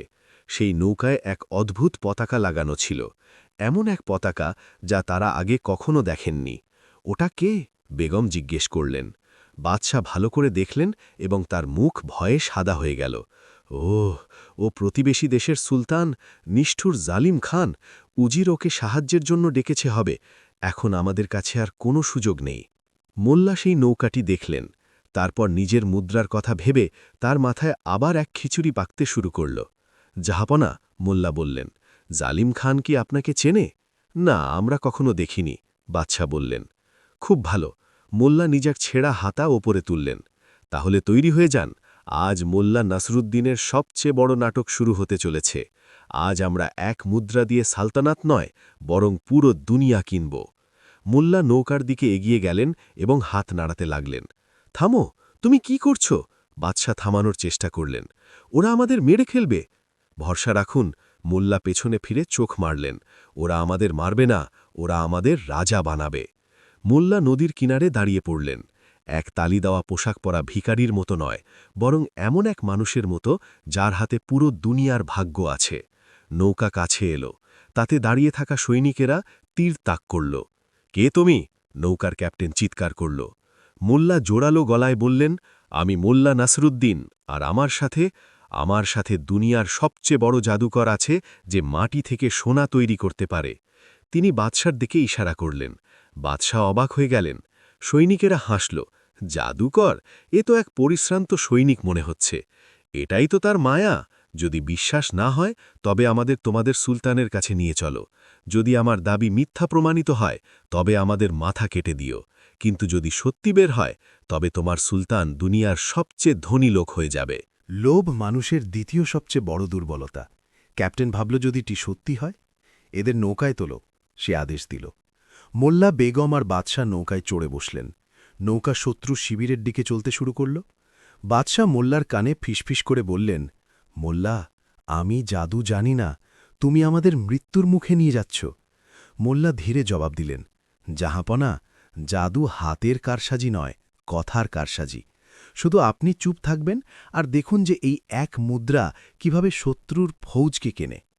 মোল্লা নিজের পকেটে হাত দিলেন এবং সেই মুদ্রাটি আবার অনুভব করলেন। এই মুদ্রা এখন পর্যন্ত প্রাণ বাঁচিয়েছে, খাজানা খুলেছে, আর এখন এটি এক যুদ্ধ থামাতে চলেছে। কিন্তু যেমনই নৌকা নদীর মাঝখানে পৌঁছাল, এক জোরালো ঝড়ো হাওয়া এলো। নৌকা দুলতে লাগল, আর সেই হুড়োহুড়ির মধ্যে মোল্লার হাত থেকে সেই মুদ্রাটি পিছলে গেল। টপক! মুদ্রাটি নদীর গভীর জলে পড়ে গেল। মোল্লা, বেগম আর বাদশাহ তিনজনের নজর সেই জায়গায় আটকে গেল যেখানে মুদ্রাটি পড়েছিল। তাদের ভাগ্য, তাদের চাবি, তাদের আশা সব জলে ডুবে গেল। মোল্লার চোখের সামনে তার সবচেয়ে বড় অস্ত্র, সেই জাদুকরী মুদ্রা, নদীর গভীরে হারিয়ে গেল। এখন তারা শত্রুর নৌকায় ছিলেন, নিরস্ত্র ছিলেন এবং কোনো পরিকল্পনা ছাড়াই। বাদশাহ ঘাবড়ে গিয়ে মোল্লার হাত ধরে ফেললেন। এখন কি হবে মোল্লা? এখন তো জাদু দেখানোর জন্য মুদ্রাও নেই। মোল্লা জলের দিকে তাকালেন এবং তারপর হাসতে হাসতে সুলতানের সৈনিকদের দিকে ফিরলেন। কে বলেছে মুদ্রা পড়ে গেছে? ওটা তো আমি ইচ্ছে করেই ফেলেছি, কারণ আসল খাজানা নদীর নিচে আছে, আর ওই মুদ্রা ছিল তার উপটৌকন। সৈনিকদের চোখ লোভে চকচক করে উঠল। মোল্লা আরও এক বিপজ্জনক চাল চাললেন। কি সব বাজে কথা! ক্যাপ্টেন চিৎকার করল। তুমি মুদ্রা ফেলে দিয়েছ। ফেলে দিনি ক্যাপ্টেন, উৎসর্গ করেছি। মোল্লা নদীর দিকে হাত জোড় করে নিচু হয়ে বললেন, এটি দরিয়ায় জিন্নাত, আমার মালিক। এই বলে তিনি মহান জাদুকর বাদশাহর দিকে ইশারা করে বললেন, উপঢৌকন উৎসর্গ না করে কোনো শত্রুর জমিতে কাদাম রাখেন না। ওই মুদ্রা সেই খাজানার চাবি ছিল যা এই নদীর নিচে ঘুমিয়ে আছে। আমি ওকে জাগিয়ে দিয়েছি। সৈনিকেরা একে অপরের দিকে তাকাল। লোভ আর ভয়ের এক মিশ্রণ তাদের চোখে ভেসে উঠল। সেই যুগে মানুষ জাদুটোনা আর জিনের ভয়ে বাদশাহর চেয়েও বেশি ভয় পেত। খাজানা! ক্যাপ্টেন নিজের তলোয়ার নিচে নামাল। কেমন খাজানা? এমন খাজানা যা তোমার সুলতান জালিম খানের পুরো মহলকে 10 বার কিনে নিতে পারবে। মোল্লা ফিসফিস করে বললেন, কিন্তু সেই খাজানা শুধু তখনই বাইরে আসবে যখন এই জাদুকর চাইবে। যদি তুমি চাও যে সেই খাজানা তোমার সুলতান পাক, তবে আমাদের সসম্মানে তার দরবারে নিয়ে চলো। আর যদি তোমরা আমাদের সাথে খারাপ ব্যবহার করো, মোল্লা আসমানের দিকে তাকালেন, তবে ওই মুদ্রা নদীর জিনদের তোমাদের জাহাজ ডুবিয়ে দেওয়ার হুকুম দিয়ে দেবে। কথাটি পুরোপুরি ভিত্তিহীন ছিল, কিন্তু মোল্লার আত্মবিশ্বাস এতটাই প্রবল ছিল যে ক্যাপ্টেন ঝুঁকি নেওয়া ঠিক মনে করল না। সে সৈনিকদের ইশারা করল, এদের বাঁধো না, কিন্তু ঘেরাও করে রাখো। যদি এরা কোনো চালাকি করে তবে এদের ওখানেই নদীতে ফেলে দিও।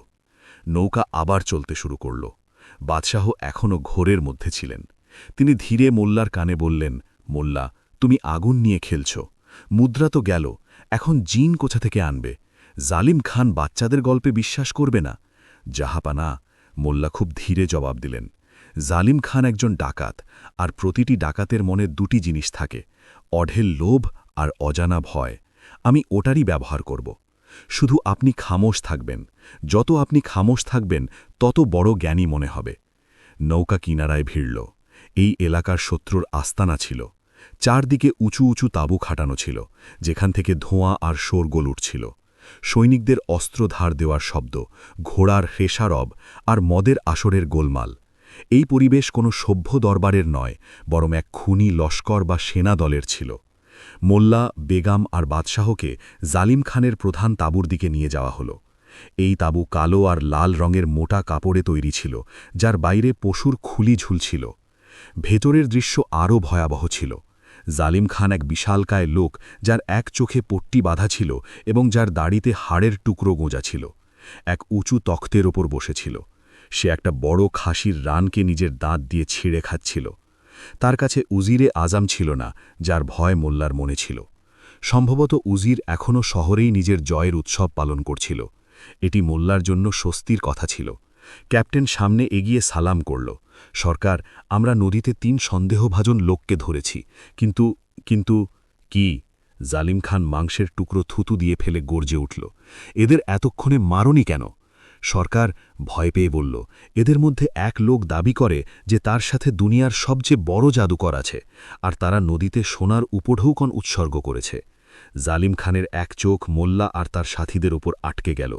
সে উঠল এবং ভারী কদমে নিচে নামল। তার ছায়া 3 জনকে ঢেকে নিল। সে মোল্লার সামনে এসে থামল। তুই জাদুকর? সে মোল্লাকে লাথি মারার ভঙ্গি করল। আমি নই, মোল্লা না ডরে বললেন, আমি তো শুধু সেবক, আসল শক্তি ওনার কাছে আছে। মোল্লা বাদশাহর দিকে ইশারা করে বললেন, যিনি ছেঁড়া পোশাকে এক ভিখারির মতো লাগছিলেন। জালিম খান বাদশাকে দেখল এবং জোরে হাসল। তার হাসি তাঁবুর দেওয়াল কাঁপিয়ে দিল। এই শুকনো আম, এ জাদুকর? আরে একে তো হাওয়ার ঝাপটাও ফেলে দেবে। বাদশাহ অপমানে লাল হয়ে গেলেন, কিন্তু মোল্লার সতর্কবার্তা মনে করে চুপ থাকলেন। চেহারা দেখে বিচার করবেন না সুলতান, মোল্লা বললেন। বিষের শিশি ছোট হয়, কিন্তু তার আসর বড় হয়। ইনি সেই জাদুকর যিনি মাটি থেকে সোনা তৈরি করতে পারেন। তাঁবুর ভেতরে নিস্তব্ধতা ছেয়ে গেল।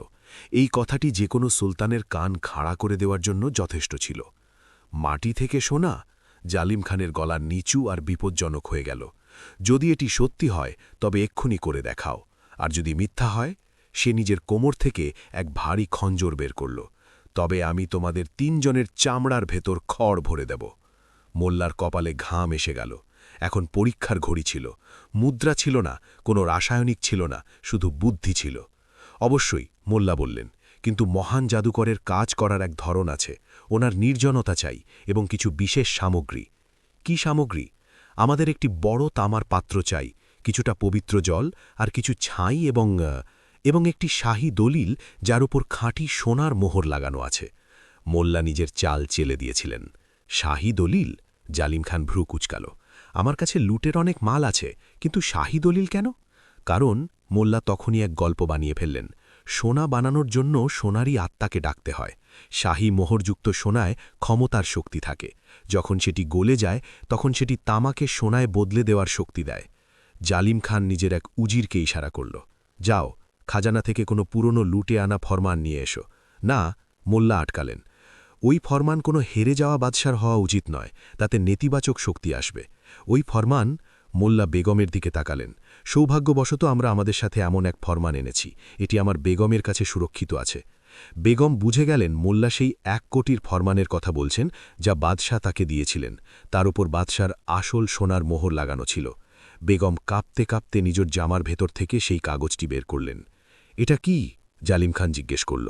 এটি এক ভবিষ্যৎবাণী, কিন্তু এর মোহর খাঁটি 24 ক্যারেট সোনার। আমরা এটি কুরবানি করতে তৈরি, শুধু আপনার সম্মানে। জালিম খানের চোখে উজ্জ্বলতা এলো। ঠিক আছে, শুরু করো তোমার নাটক, কিন্তু মনে রেখো আমার তলোয়ারের ধার খুব বেশি। তাঁবুর এক অংশ খালি করা হলো। মোল্লা একটি ছোট গর্ত খুঁড়লেন এবং তাতে আগুন জ্বালালেন। বাদশাকে একটি আসনে বসানো হলো এবং তাকে চোখ বন্ধ করে যা খুশি বিড়বিড় করতে বলা হলো। বাদশাহ চোখ বন্ধ করলেন এবং নিজের কুল দেবীর নাম জপতে লাগলেন। ভয়ের চোটে, জাদুর জন্য নয়। মোল্লা একটি সাধারণ তামার লোটা নিলেন, যা সৈনিকেরা দিয়েছিল। এখন মোল্লাকে আসল ভেলকি দেখাতে হতো। বিজ্ঞান আর মনোবিজ্ঞানের খেলা।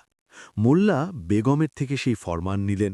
এটি তাদের জন্য শুধু একটি কাগজ ছিল না, এটি ছিল তাদের 1 কোটির দৌলত। এটি জ্বালানো মানে নিজের সারা জীবনের কামাই জ্বালানো, কিন্তু প্রাণের দাম কোটির চেয়েও বেশি। মোল্লা আগুনের ওপর সেই লোটা রাখলেন, তাতে জল আর কিছু লতাপাতা দিলেন, যা তিনি জঙ্গল থেকে পালানোর সময় না বুঝে নিজের পকেটে ভরে নিয়েছিলেন, অথবা সম্ভবত শুধুই ঘাস লতা ছিল। ধোঁয়া উঠতে লাগল। আহ, রুহেরা আসছে, মোল্লা নাটকীয় ঢঙে বললেন। সৈনিকেরা আর জালিম খান পিছিয়ে গেল। মোল্লা সেই শাহী ফরমান নিলেন। হে অগ্নি দেবতা, আমরা এই ক্ষমতা ত্যাগ করছি। তিনি ফরমানটি আগুনের কাছে নিলেন। কাগজ জ্বলতে লাগল, কিন্তু মোল্লা খুব চতুরতার সাথে কাগজের সেই অংশটি ছিঁড়ে নিলেন যার উপর মোটা সোনার মোহর, গালা আর সোনার মিশ্রণ লাগানো ছিল। তিনি সেই গলতে থাকা মোহরটিকে তামার লোটার বাইরের অংশে ঘষতে শুরু করলেন। আগুনের আলো আর ধোঁয়ার আড়ালে কেউ ঠিকমতো দেখতে পাচ্ছিল না কি হচ্ছে।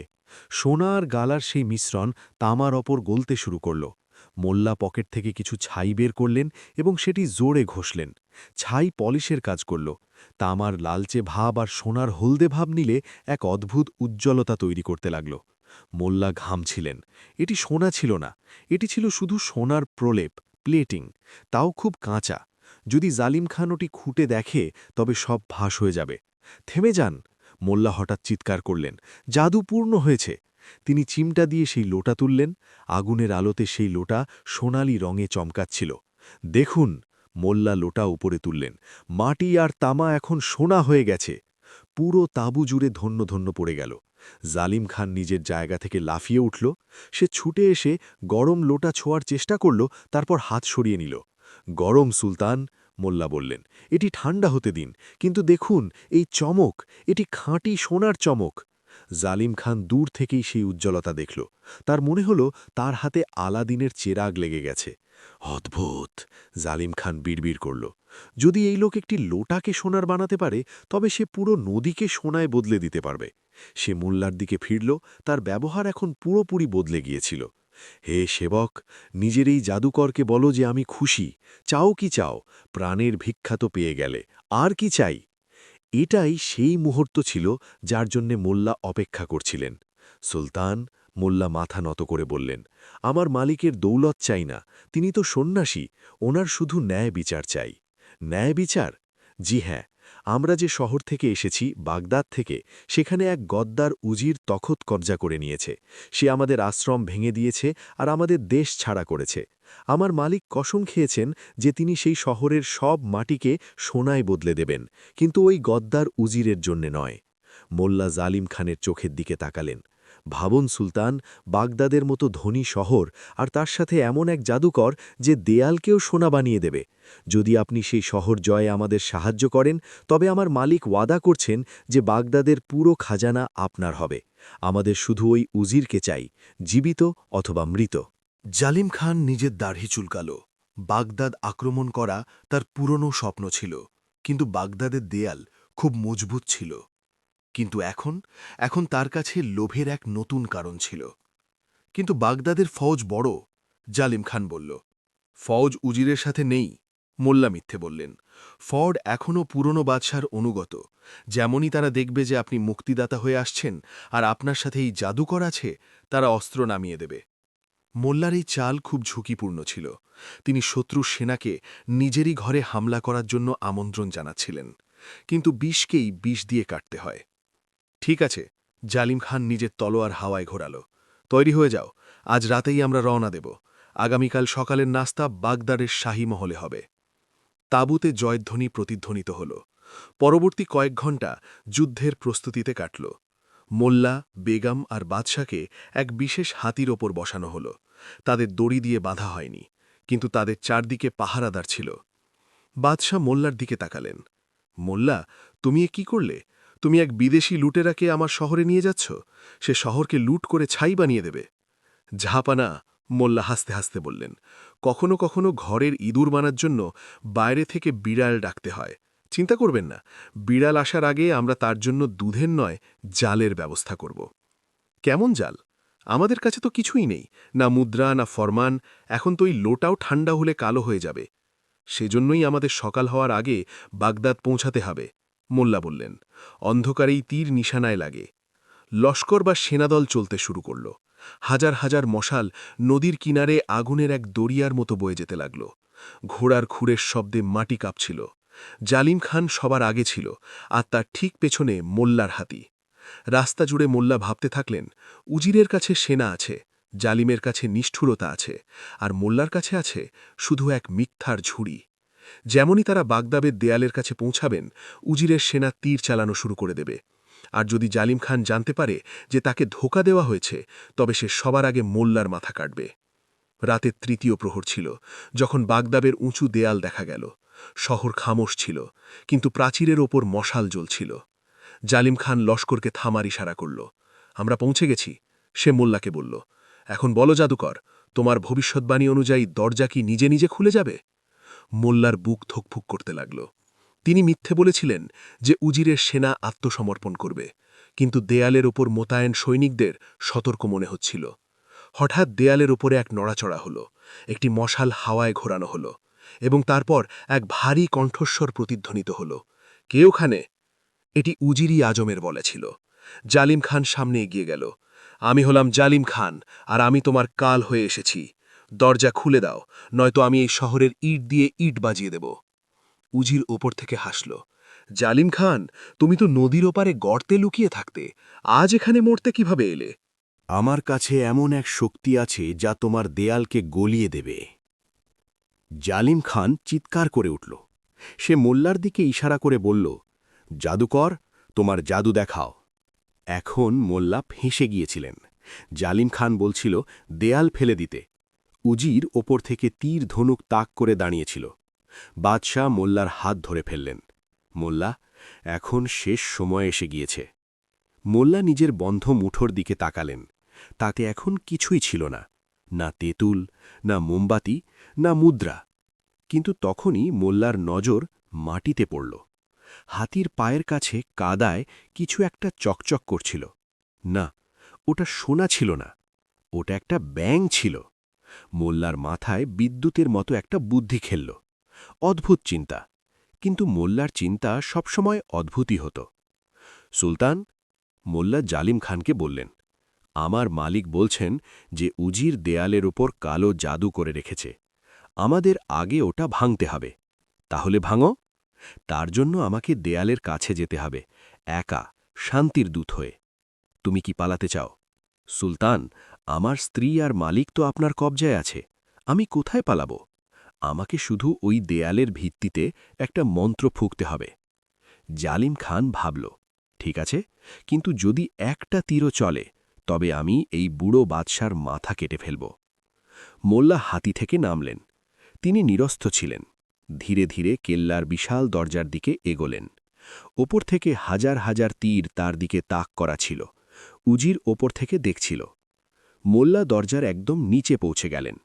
ওপর থেকে উজির চিৎকার করে বলল, এই রে ফকির, এক কদম আর আগে বাড়িয়েছিস তো ঝাঁঝরা করে দেওয়া হবে। মোল্লা ওপরে তাকালেন এবং নিজের পাগড়ি খুলে ফেললেন। মশালের আলোতে উজির মোল্লার মুখ চিনতে পারল। তুমি? উজির চমকে গেল। তুমি এখনও বেঁচে আছো? উজির? মোল্লা নিচ থেকে চিৎকার করে বললেন, কিন্তু এতটুকু আওয়াজে যাতে পেছনে জালিম খান শুনতে না পায়। তোমার মৃত্যু আমার পেছনে দাঁড়িয়ে আছে, জালিম খানের পুরো ফৌজ। কিন্তু আমি তোমাকে একটা সুযোগ দিতে এসেছি। সুযোগ? উজির হাসল। আমার কাছে মহল আছে, ফৌজ আছে। তোমার কাছে কি আছে? আমার কাছে। মোল্লা নিজের পকেটে হাত দিলেন, যদিও সেখানে কিছুই ছিল না। আমার কাছে সেই আসল মুদ্রাটি আছে যা তুমি হারিয়েছিলে। মনে আছে, তহখানার চাবি? আমি ওটা নদী থেকে নয়, বরং তহখানা থেকেই আগে বের করে নিয়েছিলাম। ওই মুদ্রার ভেতরে পুরনো খাজানার মানচিত্র আছে। যদি তুমি দরজা খুলে দাও, তবে আমরা তোমাকে অর্ধেক খাজানা দিয়ে দেব, আর জালিম খানকে খতম করে দেব। এটি আরও একটি মিথ্যে ছিল, একটি ডাহা মিথ্যে। উজির লোভী ছিল।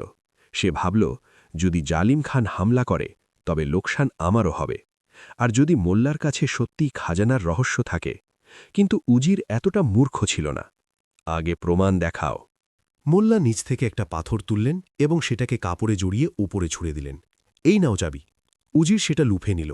সে কাপড় খুলল, ভেতরে শুধু পাথর ছিল। ধোকা! উজির চিৎকার করে উঠল, মারো একে! তীরন্দাজরা ধনুকের ছিলা টানল। মোল্লা চোখ বন্ধ করে নিলেন, কিন্তু তীর ছোড়ার আগেই এক শোঁ শোঁ শব্দ শোনা গেল। ধাড়াম! কিল্লার দেওয়ালের এক অংশে জোরালো বিস্ফোরণ হল। ধুলো আর ধোঁয়ার কুণ্ডলি উঠল। সৈনিকেরা দেওয়াল থেকে নিচে পড়ে গেল। এটা কি ছিল? মোল্লা অবাক হয়েছিলেন। তিনি তো কোনো জাদু করেননি। তিনি পেছনে ফিরে তাকালেন। জালিম খানের সেনাও অবাক ছিল। তখনই নদীর দিক থেকে অন্ধকারের মধ্য দিয়ে আরও একটি জাহাজ আসতে দেখা গেল।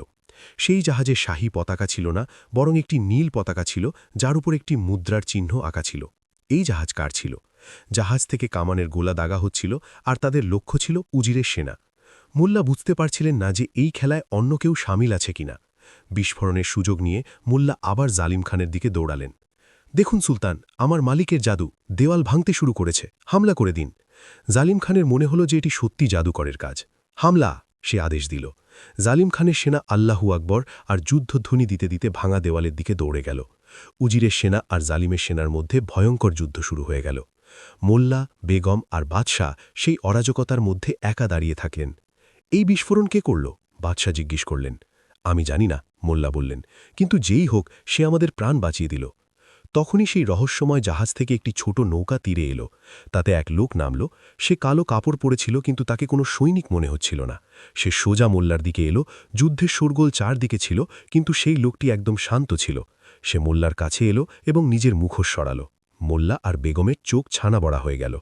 সেই লোকটি আর কেউ নয়, বরং পশারি করিম ছিল। সেই করিম যার সম্পর্কে শেঠ ধনিয়াম বলেছিল যে সে মারা গেছে। করিম! মোল্লা চিৎকার করে উঠলেন, তুমি বেঁচে আছো? মোল্লাজি, করিম হাসল। ব্যবসায়ীরা এত সহজে মরে না, বিশেষ করে যখন তাদের হিসাব বাকি থাকে। কিন্তু শেঠ তো বলেছিল। শেঠ যা দেখেছিল তা আমার নাটক ছিল, করিম বলল।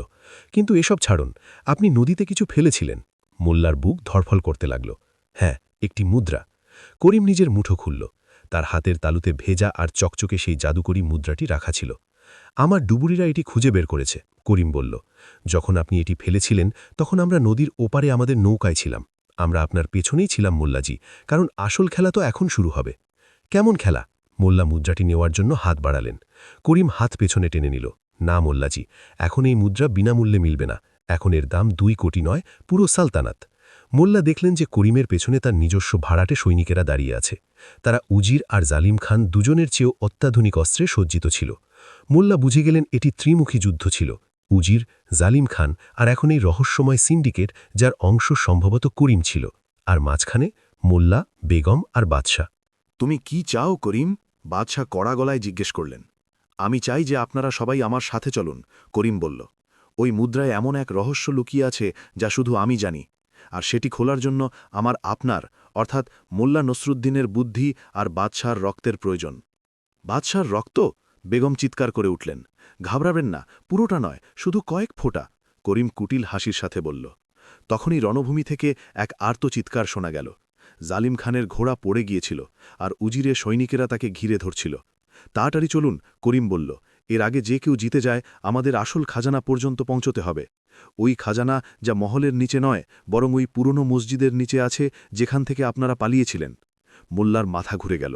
মসজিদ? চলো মোল্লা, করিম বন্দুক দিয়ে ইশারা করল। মোল্লা, বেগম আর বাদশাকে জোর করে করিমের নৌকায় নিয়ে যাওয়া হলো। নৌকা আবার শহরের সেই অংশের দিকে ঘুরল যা জনশূন্য ছিল। মোল্লা নিজের পকেটে হাত দিলেন। খালি, একদম খালি। কিন্তু তারপর তার আঙুল কুর্তার এক গোপন পকেটের সাথে ধাক্কা খেল। সেখানে কিছু একটা ছিল। যখন তারা জালিম খানের তাঁবুতে সোনা বানাচ্ছিলেন, তখন মোল্লা তামার লোটা থেকে সামান্য কিছু খুঁটে নিজের পকেটে রেখে দিয়েছিলেন। ওটা নকল সোনা ছিল, কিন্তু কখনো কখনো নকল জিনিসও আসল কাজ করে দেয়। নৌকা মসজিদের পেছনের ঘাটে থামল। করিম তাদের নিয়ে সেই ধ্বংসপ্রাপ্ত মসজিদের ভেতরে গেল। এখানে কি আছে? মোল্লা জিজ্ঞেস করলেন। করিম মসজিদের মেঝের মাঝখানে থাকা একটি পাথর সরাল। সেখানে এক অদ্ভুত তালা লাগানো ছিল। তাতে একটি খাঁজ ছিল মুদ্রার আকারের। এটি সেই জায়গা, করিম বলল। সুলেমানি খাজানা, 100 বছরের পুরনো। এই মুদ্রায় সেই কোড আছে যা এই তালা খুলবে। কিন্তু শর্ত হল, এটি শুধু একজন সত্যিকারের বাদশাহী নিজের রক্ত দিয়ে অভিষেক করে খুলতে পারেন। সেজন্যই আমার আপনাকে প্রয়োজন পড়ল জাহাগনা। করিম বাদশার আঙ্গুলে ছুরি লাগাল। রক্তের এক ফোঁটা মুদ্রার ওপর টপকাল। মুদ্রাটি লাল হয়ে জ্বলতে লাগল। করিম মুদ্রাটি তালায় ঢোকাল। ক্লিক শব্দ হল, আর জমি কাঁপতে লাগল। মসজিদের মেঝে খুলতে লাগল। নিচ থেকে নীল আলো ফুটে বেরোল। খুলে গেছে! করিম পাগলের মতো হাসল। এখন দুনিয়া আমার মুঠোয়। কিন্তু যেমনি মেঝে পুরোপুরি খুলল, নিচে কোনো সোনা দানা ছিল না। সেখানে একটি বিশাল অন্ধকার গর্ত ছিল, যেখান থেকে ঠান্ডা বাতাস আসছিল। আর ওই গর্তের মাঝখানে একটি চবুত্রা ছিল, যার ওপর একটি পুরনো ধুলো বালি মাখা বই রাখা ছিল। বই? করিম অবাক হয়ে গেল। খাজানা কোথায়? মোল্লা সামনে বাড়লেন। তার কিছু মনে পড়ল। তার বাবা বলতেন যে আসল খাজানা হল জ্ঞান। এটাই খাজানা করিম, মোল্লা বললেন। এটি কিতাবি হিকমত, অর্থাৎ বুদ্ধির বই। এতে দুনিয়ার সব রহস্য লেখা আছে। করিম রাগে পাগল হয়ে গেল। আমার জ্ঞান চাই না, আমার সোনা চাই। সে বইটিকে লাথি মারার চেষ্টা করল। ঠিক সেই মুহূর্তে মোল্লা নিজের পকেট থেকে সেই নকল সোনার খুঁটে রাখা অংশটি বের করলেন এবং সেটিকে অন্ধকার গর্তে ছুড়ে দিলেন। এই নাও সোনা! মোল্লা চিৎকার করে উঠলেন। করিমের নজর সেই চকচকে জিনিসের ওপর পড়ল, যা নিচে পড়ছিল। লোভে অন্ধ হয়ে সে ভাবল যে হয়তো নিচে আরও খাজানা আছে। সে ঝাঁপ দিল, আর তার পা পিছলে গেল। করিম সোজা সেই অন্ধকার গর্তে পড়ে গেল। তার চিৎকার ধীরে ধীরে মিলিয়ে গেল, আর তারপর নিস্তব্ধতা ছেয়ে গেল। মোল্লা, বেগম আর বাদশাহ গর্তের কিনারে দাঁড়িয়ে হাঁপাচ্ছিলেন। ও কি গেল? বেগম জিজ্ঞেস করলেন। লোভ ওকে খেয়ে ফেলল, মোল্লা বললেন। এখন তাদের কাছে সেই মুদ্রাটি ছিল, যা তালায় লেগেছিল, আর সেই বইটি ছিল। কিন্তু বাইরে যুদ্ধ এখনও চলছিল। জালিম খান আর উজির একে অপরকে কাটছিল। মোল্লা, এখন আমরা কি করি? করিম মরে গেছে, কিন্তু তার সেনা বাইরে দাঁড়িয়ে আছে। মোল্লা সেই পুরনো বইটি তুললেন। তিনি সেটি খুললেন। তার পাতাগুলো অদ্ভুত ভাষায় লেখা ছিল, কিন্তু ছবিগুলো বোঝা যাচ্ছিল। এক পাতায় একটি চিত্র আঁকা ছিল একটি বিশাল যন্ত্রের, যা শব্দতরঙ্গ, সাউন্ড ওয়েভ দিয়ে শত্রুদের অজ্ঞান করতে পারে। আর এই যন্ত্র এই মসজিদের মিনারেই লুকানো ছিল। বেগম, মোল্লার চোখে উজ্জ্বলতা এল। তোমার কি মনে আছে তুমি সবসময় বলতে যে আমি খুব শোরগোল করি? হ্যাঁ, বেগম বললেন। তাহলে আজ আমরা এত শোরগোল করব যে পুরো সালতানাত কেঁপে উঠবে, মোল্লা বললেন। জাহাপনা, ওই মিনারে চলুন। আজ বিজ্ঞান এই যুদ্ধ জিতবে। তারা তিনজন মিনারের সিঁড়ি বাইতে লাগলেন, কিন্তু তখনই নিচ থেকে একটি হাত এলো এবং সেটি মোল্লার গোড়ালি ধরে ফেলল। মোল্লা নিচে তাকালেন। গর্তের কিনারে একটি হাত ঝুলে আছে। করিম! সে এখনও পুরোপুরি পড়েনি। সে কোনো শিকড় বা পাথর ধরে ঝুলে গিয়েছিল, আর এখন সে ওপরে উঠছে। তার চোখে রক্ত নেমে এসেছিল। মোল্লা ভেবেছিলেন যে কিস্সা খতম হয়ে গেছে, কিন্তু করিম মৃত্যুর মুখ থেকে ফিরে আসছিল। সে মোল্লার পা ধরে ফেলল এবং তাদের নিচে টানতে লাগল। যদি খাজানা আমার না হয় তবে কারও হবে না। করিম চিৎকার করে উঠল। মোল্লার ভারসাম্য বিগড়ে গেল। তিনি গর্তের দিকে হেলে পড়লেন। বেগম আর বাদশাহ মোল্লার হাত ধরলেন, কিন্তু করিমের ওজন খুব বেশি ছিল। তখনই মসজিদের ছাদে আর এক ছায়া দেখা গেল।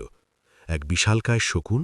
না, ওটা জালিম খান ছিল, যে নিজের এক পায়ে লাফাতে লাফাতে ওখানে পৌঁছে গিয়েছিল, আর তার হাতে একটি ভারী গদা ছিল। এখন শত্রু 2 জন ছিল, নিচে ঝুলন্ত করিম আর ওপরে দাঁড়িয়ে থাকা জালিম খান।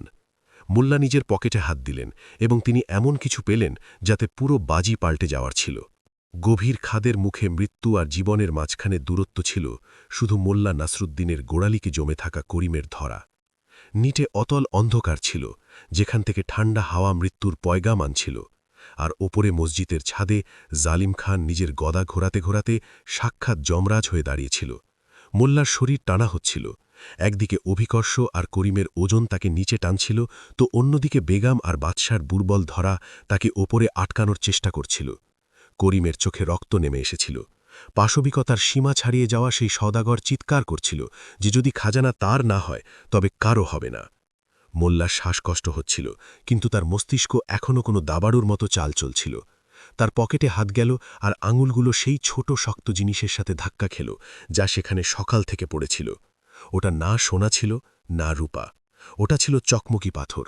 সেই পাথর যা দিয়ে তিনি সকালে মোমবাতি জ্বালিয়েছিলেন এবং যা তিনি অভ্যাসগতভাবে পকেটে রেখে দিয়েছিলেন। জালিম খান নিজের গদা হাওয়ায় ঘোরাল। বাগদাদের ইঁদুরেরা, সে গর্জে উঠল, তোমাদের কাহিনী এখানে শেষ হচ্ছে। সে লাফ দেওয়ার জন্য তৈরি হল, যাতে এক আঘাতেই বেগম আর বাদশাকে গুড়িয়ে দেয়। মোল্লা ওপরে তাকালেন, তারপর নিচে করিমকে। করিম, মোল্লা দাঁত পিষে বললেন, তোমার আলো চাইছিল না? এই আলো। মোল্লা নিজের পুরো শক্তি দিয়ে পকেট থেকে সেই চকমকি পাথরটি বের করলেন এবং সেটিকে সেই ধাতব কড়ায় মারলেন যা করিম তার পা ধরার জন্য পড়েছিল।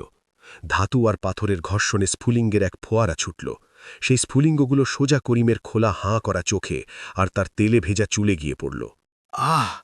করিম ব্যথার জ্বালায় চিৎকার করে উঠল। তার ধরা ঢিলে হল। সে নিজের চোখ বাঁচানোর জন্য হাত তুলল, আর এটাই তার শেষ ভুল প্রমাণিত হল। তার ভারসাম্য বিগড়ে গেল, আঙুলগুলো মোল্লার পায়জামা থেকে পিছলে গেল। করিমের শরীর হাওয়ায় ভাসল। তার চিৎকার মসজিদের দেওয়ালের সাথে ধাক্কা খেতে খেতে সেই গভীর গর্তে হারিয়ে গেল। আর কিছু মুহূর্ত পর এক ভারী আছাড় খাওয়ার শব্দ এল। লোভের অন্ত অন্ধকারে হয়ে গিয়েছিল। মোল্লাকে বেগম আর বাদশাহ টেনে ওপরে তুললেন। 3 জন মেঝেতে পড়ে হাঁপাতে লাগলেন। কিন্তু বিপদ এখনও কাটেনি। অনেক হয়েছে এই তামাশা। জালিম খান খুঁড়িয়ে খুঁড়িয়ে সামনে বাড়ল। এখন আমি তোমাদের 3 জনের মাথার খুলি দিয়ে মিনার সাজাব। সে বাদশার দিকে ঝাঁপিয়ে পড়ল। বাদশাহ নিরস্ত্র ছিলেন, ভয়ে গুটিয়ে গেলেন। থেমে যা শয়তান! মোল্লা চিৎকার করে উঠলেন। তিনি টলটলেতে উঠে দাঁড়ালেন। তুই শক্তি দিয়ে লড়তে চাস, কিন্তু আমি বুদ্ধি দিয়ে লড়ি। তোর বুদ্ধি এখন তোকে বাঁচাতে পারবে না ফকির। জালিম খান গদা তুলল। মোল্লা নিজের মুঠো খুললেন। তাতে এখনও কিছু বাকি ছিল। তেঁতুলের বীজ, সকালের সেই কেনাকাটা থেকে বেঁচে যাওয়া শেষ জিনিস, মসৃণ, শক্ত আর ভীষণ পিচ্ছিল বীজ। মোল্লা সেই বীজগুলো জালিম খানের গদমের ঠিক সামনে মার্বেলের মেঝেতে ছড়িয়ে দিলেন। জালিম খান যে তার আহত পা সত্ত্বেও পুরো বেগে হামলা করতে আসছিল, তার লক্ষ্য ছিল মোল্লার ঘাড়ের দিকে, মাটির দিকে নয়। যেমনই তার ভারী বুট সেই বীজের ওপর পড়ল, ঘর্ষণ বা ফ্রিকশন শেষ হয়ে গেল। জালিম খানের বিশাল শরীর হাওয়ায় ভাসল। তার পা আকাশের দিকে হয়ে গেল আর মাথা মাটির দিকে। ধরাম! সে এতটা জোরে পড়ল যে মসজিদের মেঝে কেঁপে উঠল। তার মাথা পাথরের চৌকাঠের সাথে ধাক্কা খেল এবং তার গদা তার হাত থেকে ছুটে দূরে গিয়ে পড়ল। জালিম খানের চোখের সামনে অন্ধকার ছেয়ে গেল। সে অজ্ঞান হয়ে ওখানেই লুটিয়ে পড়ল। তাড়াতাড়ি! মোল্লা বাদশাহ আর বেজামকে তুললেন। এর আগে যে এই রাক্ষস আবার জেগে ওঠে, আমাদের ওই আওয়াজটাকে খুঁজে বের করতে হবে। তারা 3 জন মিনারের ঘোরানো সিঁড়ি বাইতে লাগলেন। এই সিঁড়ি মসজিদের সবচেয়ে ওপরের অংশ পর্যন্ত যেত, যেখানে এক বিশালাকায় অদ্ভুত ধাতব যন্ত্র রাখা ছিল। এটি পিতল আর তামার বড় বড় নলি বা পাইপের এক জাল ছিল, যা কোনো বিশাল বাদ্যযন্ত্রের মতো মনে হচ্ছিল। মোল্লা সেই পুরনো বইয়ের পাতা উল্টাতে লাগলেন যা তার হাতে ছিল। কিতাবি হিকমত, কিতাবি হিকমত, তিনি বিড়বিড় করলেন। তিনি সেই পাতাটি পেয়ে গেলেন। এই তো! মোল্লার চোখে উজ্জ্বলতা এল। এটি সুরে ইসরাফিল, প্রাচীন বিজ্ঞানীদের দ্বারা তৈরি এক এমন সাইরেন যার শব্দতরঙ্গ মানুষের মস্তিষ্কের সেই অংশে আসর করে যা তাকে আক্রমণাত্মক বানায়। এটি শান্তির অস্ত্র। কিন্তু এটি চালাবো কিভাবে? বেগম জিজ্ঞেস করলেন। মোল্লা যন্ত্রের নিচে এক বড় চাকা দেখলেন। বাতাসের চাপ, আমাদের হাওয়া পাম্প করতে হবে। জাহাপনা, আপনি আর বেগম ওই লিভারটি টানুন, আমি এই ভালভগুলো সেট করছি। নিচে শহরে যুদ্ধ ভীষণ রূপ নিয়েছিল। উজিরের সেনা আর জালিম খানের সেনা একে অপরকে কাটছিল। আগুনের শিখা আসমান ছুঁচ্ছিল। বাগদাদ ঝুলছিল। এখন! মোল্লা চিৎকার করে উঠলেন। বাদশাহ আর বেগম নিজেদের পুরো জান দিয়ে লিভার টানলেন। পুরনো যন্ত্রপাতি ক্যাঁচ ক্যাঁচ করে উঠল, ধুলো উড়ল, কিন্তু তারপর শুঁ শুঁ আওয়াজের সাথে বাতাসের চাপ তৈরি হতে লাগল। মোল্লা বইয়ে লেখা কোড অনুযায়ী ভাল্ভ ঘোরালেন, প্রথমে ডানে, তারপর বামে, তারপর মাঝখানেরটা। হঠাৎ সেই মিনার থেকে এমন এক আওয়াজ বেরোল যা পুরো দুনিয়াকে থামিয়ে দিল। এটি কোনো সাধারণ শোরগোল ছিল না। এটি একটি ভীষণ গভীর প্রতিধ্বনিত শব্দ ছিল, যা কান দিয়ে নয় বরং হাড় দিয়ে শোনা যাচ্ছিল। এই আওয়াজ এতটাই তীব্র ছিল যে জানালার কাঁচ থরথর করে কাঁপতে লাগল। রণভূমিতে লড়াই করা সৈনিকেরা নিজেদের অস্ত্র ছেড়ে দিল এবং নিজেদের কানে হাত দিয়ে নিল। ঘোড়া থেমে গেল, তলোয়ার মাটিতে পড়ে গেল। ওই আওয়াজ তাদের মাথায় এমনভাবে প্রতিধ্বনিত হচ্ছিল যে তাদের মাথা ঘুরতে লাগল। তাদের লড়াই করার সব জোশ, সব রাগ এক মুহূর্তে উবে গেল। তাদের শুধু একটাই ইচ্ছে হচ্ছিল, শান্তি, শুয়ে পড়ার ইচ্ছে, ঘুমের ইচ্ছে। উজির যে নিজের হাতির ওপর বসে আদেশ দিচ্ছিল, সেও নিজের ভারসাম্য হারিয়ে ফেলল এবং হাওদায় পড়ে গেল। জালিম খানের সৈনিকেরা, যারা কয়েক মুহূর্ত আগে রক্তের পিয়াসী ছিল, এখন হাঁটুর ওপর বসে আকাশের দিকে তাকিয়ে থাকল, এই ভেবে যে হয়তো কিয়ামত এসে গেছে। প্রায় 5 মিনিট পর্যন্ত এই শব্দ প্রতিধ্বনিত হতে থাকল। তারপর মোল্লা ভাল্ভ বন্ধ করে দিলেন। নিস্তব্ধতা, এতটাই গভীর নিস্তব্ধতা যে বাগদাদ শত শত বছরে শোনেনি। মোল্লা মিনারের বারান্দায় এলেন। তার পেছনে বাদশাহ আর বেগম ছিলেন। মোল্লা নিজের ছেঁড়া পাগড়ি ঠিক করলেন এবং নিচে উঁকি দিলেন। লাখ লাখ চোখ ওপরের মিনারের দিকে তাকিয়েছিল। মোল্লা বাদশাকে সামনে এগিয়ে দিলেন। জাহাপনা, এখন আপনার পালা, যান এবং নিজের প্রজাদের সামলান। বাদশাহ, যার পোশাকে ধুলো আর রক্ত লেগেছিল কিন্তু যার মুখে এখন এক তেজ ছিল, বারান্দার রেলিংয়ের ওপর দাঁড়ালেন। সকালের প্রথম কিরণ তার মুখে পড়ল। আমার প্রিয় বাগদাদবাসী, বাদশার গলা প্রতিধ্বনিত হল, যুদ্ধ শেষ হয়েছে। নিচের থেকে প্রথমে কোনো আওয়াজ এলো না, মানুষ এখনও ঘোরের মধ্যে ছিল। তারপর কেউ কেউ চিনতে পারল, বাদশাহ, আমাদের বাদশাহ সালামত বেঁচে আছেন। উজির গদ্দার! ভিড়ের মধ্যে থেকে আওয়াজ আসতে শুরু করল, সে আমাদের কাছে মিথ্যে বলেছিল। জালিম খানের সেনা, যার নেতা এখন নিখোঁজ ছিল এবং যারা এই দৈব আওয়াজে ভীত ছিল, তারা তৎক্ষণাৎ অস্ত্র নামিয়ে দিল। উজিরকে তার নিজেরই দেহরক্ষীরা গ্রেপ্তার করে নিল। মোল্লা নাসরুদ্দিন, বেগম আর বাদশাহ যখন নিচে নামলেন, তখন তাদের স্বাগত ফুল দিয়ে নয়, বরং চোখের জল আর নত মস্তকে করা হল। এই জয় তলোয়ারের ছিল না, বুদ্ধির ছিল। পরের দিন শাহী দরবার আবার সাজানো হল, কিন্তু এবার পরিবেশ বদলে গিয়েছিল। উজির আর জালিম খান, যাকে জ্ঞান ফেরার পর ধরা হয়েছিল, শিকলে বন্দী অবস্থায় ছিল। বাদশাহ নিজের তক্তে বসেছিলেন এবং তক্তের ঠিক পাশে এক বিশেষ চেয়ারে মোল্লা নাসরুদ্দিন আর তার বেগম বসেছিলেন। বাদশাহ উঠে দাঁড়ালেন। দরবার শান্ত হয়ে গেল। আজ আমরা যাই হই আর এই সালতানা তার যাই আছে, তা শুধু এক ব্যক্তির কারণে। বাদশাহ মোল্লার দিকে ইশারা করলেন, মোল্লা নাসরুদ্দিন। হাততালির শব্দে মহল কেঁপে উঠল। মোল্লা, বাদশাহ বললেন, আমি ওয়াদা করেছিলাম যে আমি তোমাকে মুখ চাওয়া ইনাম দেব। তুমি আমার প্রাণ বাঁচিয়েছ, আমার তখত বাঁচিয়েছ, আর আমার শহরকে ছাই হওয়া থেকে বাঁচিয়েছ।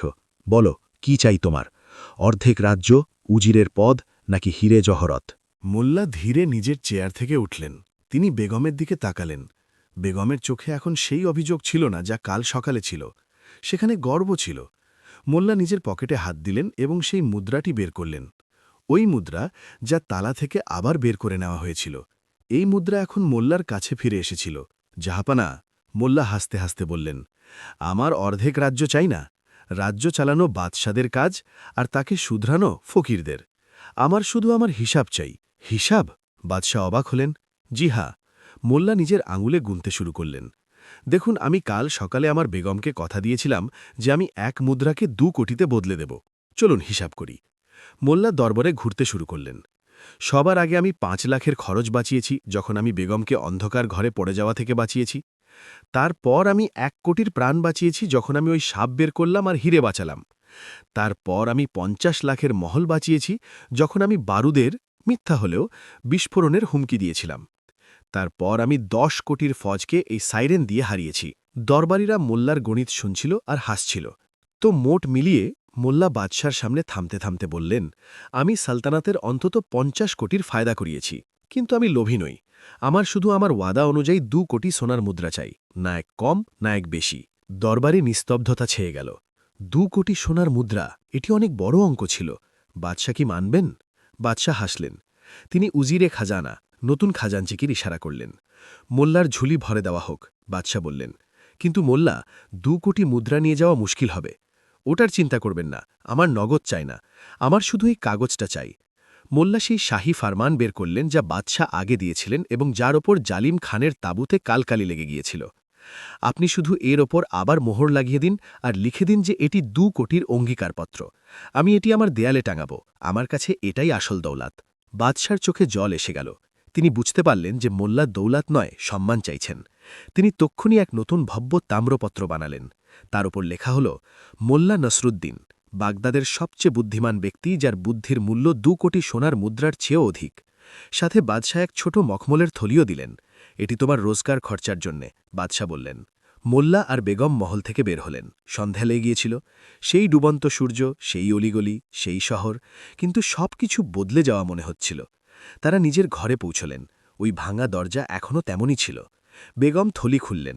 তাতে 100টি সোনার মুদ্রা ছিল। এটি তাদের জীবন সুন্দরভাবে চলার জন্য যথেষ্ট ছিল। নাসরুদ্দিন, বেগম মোল্লার হাত ধরলেন। তুমি সত্যি করে দেখালে।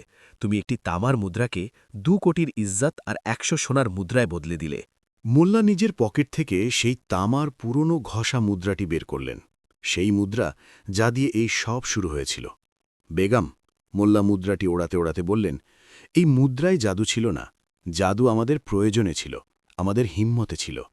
যখন মানুষের কাছে হারানোর মতো কিছু থাকে না, তখন সে পুরো দুনিয়া জিততে পারে। তিনি সেই মুদ্রা বেগমকে দিয়ে দিলেন। এটি সামলে রাখো। কে জানে কাল আবার কোনো নতুন বিপদ আসে আর আমাদের আবার 2 কোটি বানাতে হয়। বেগম হেসে উঠলেন। তিনি উনুন জ্বালালেন।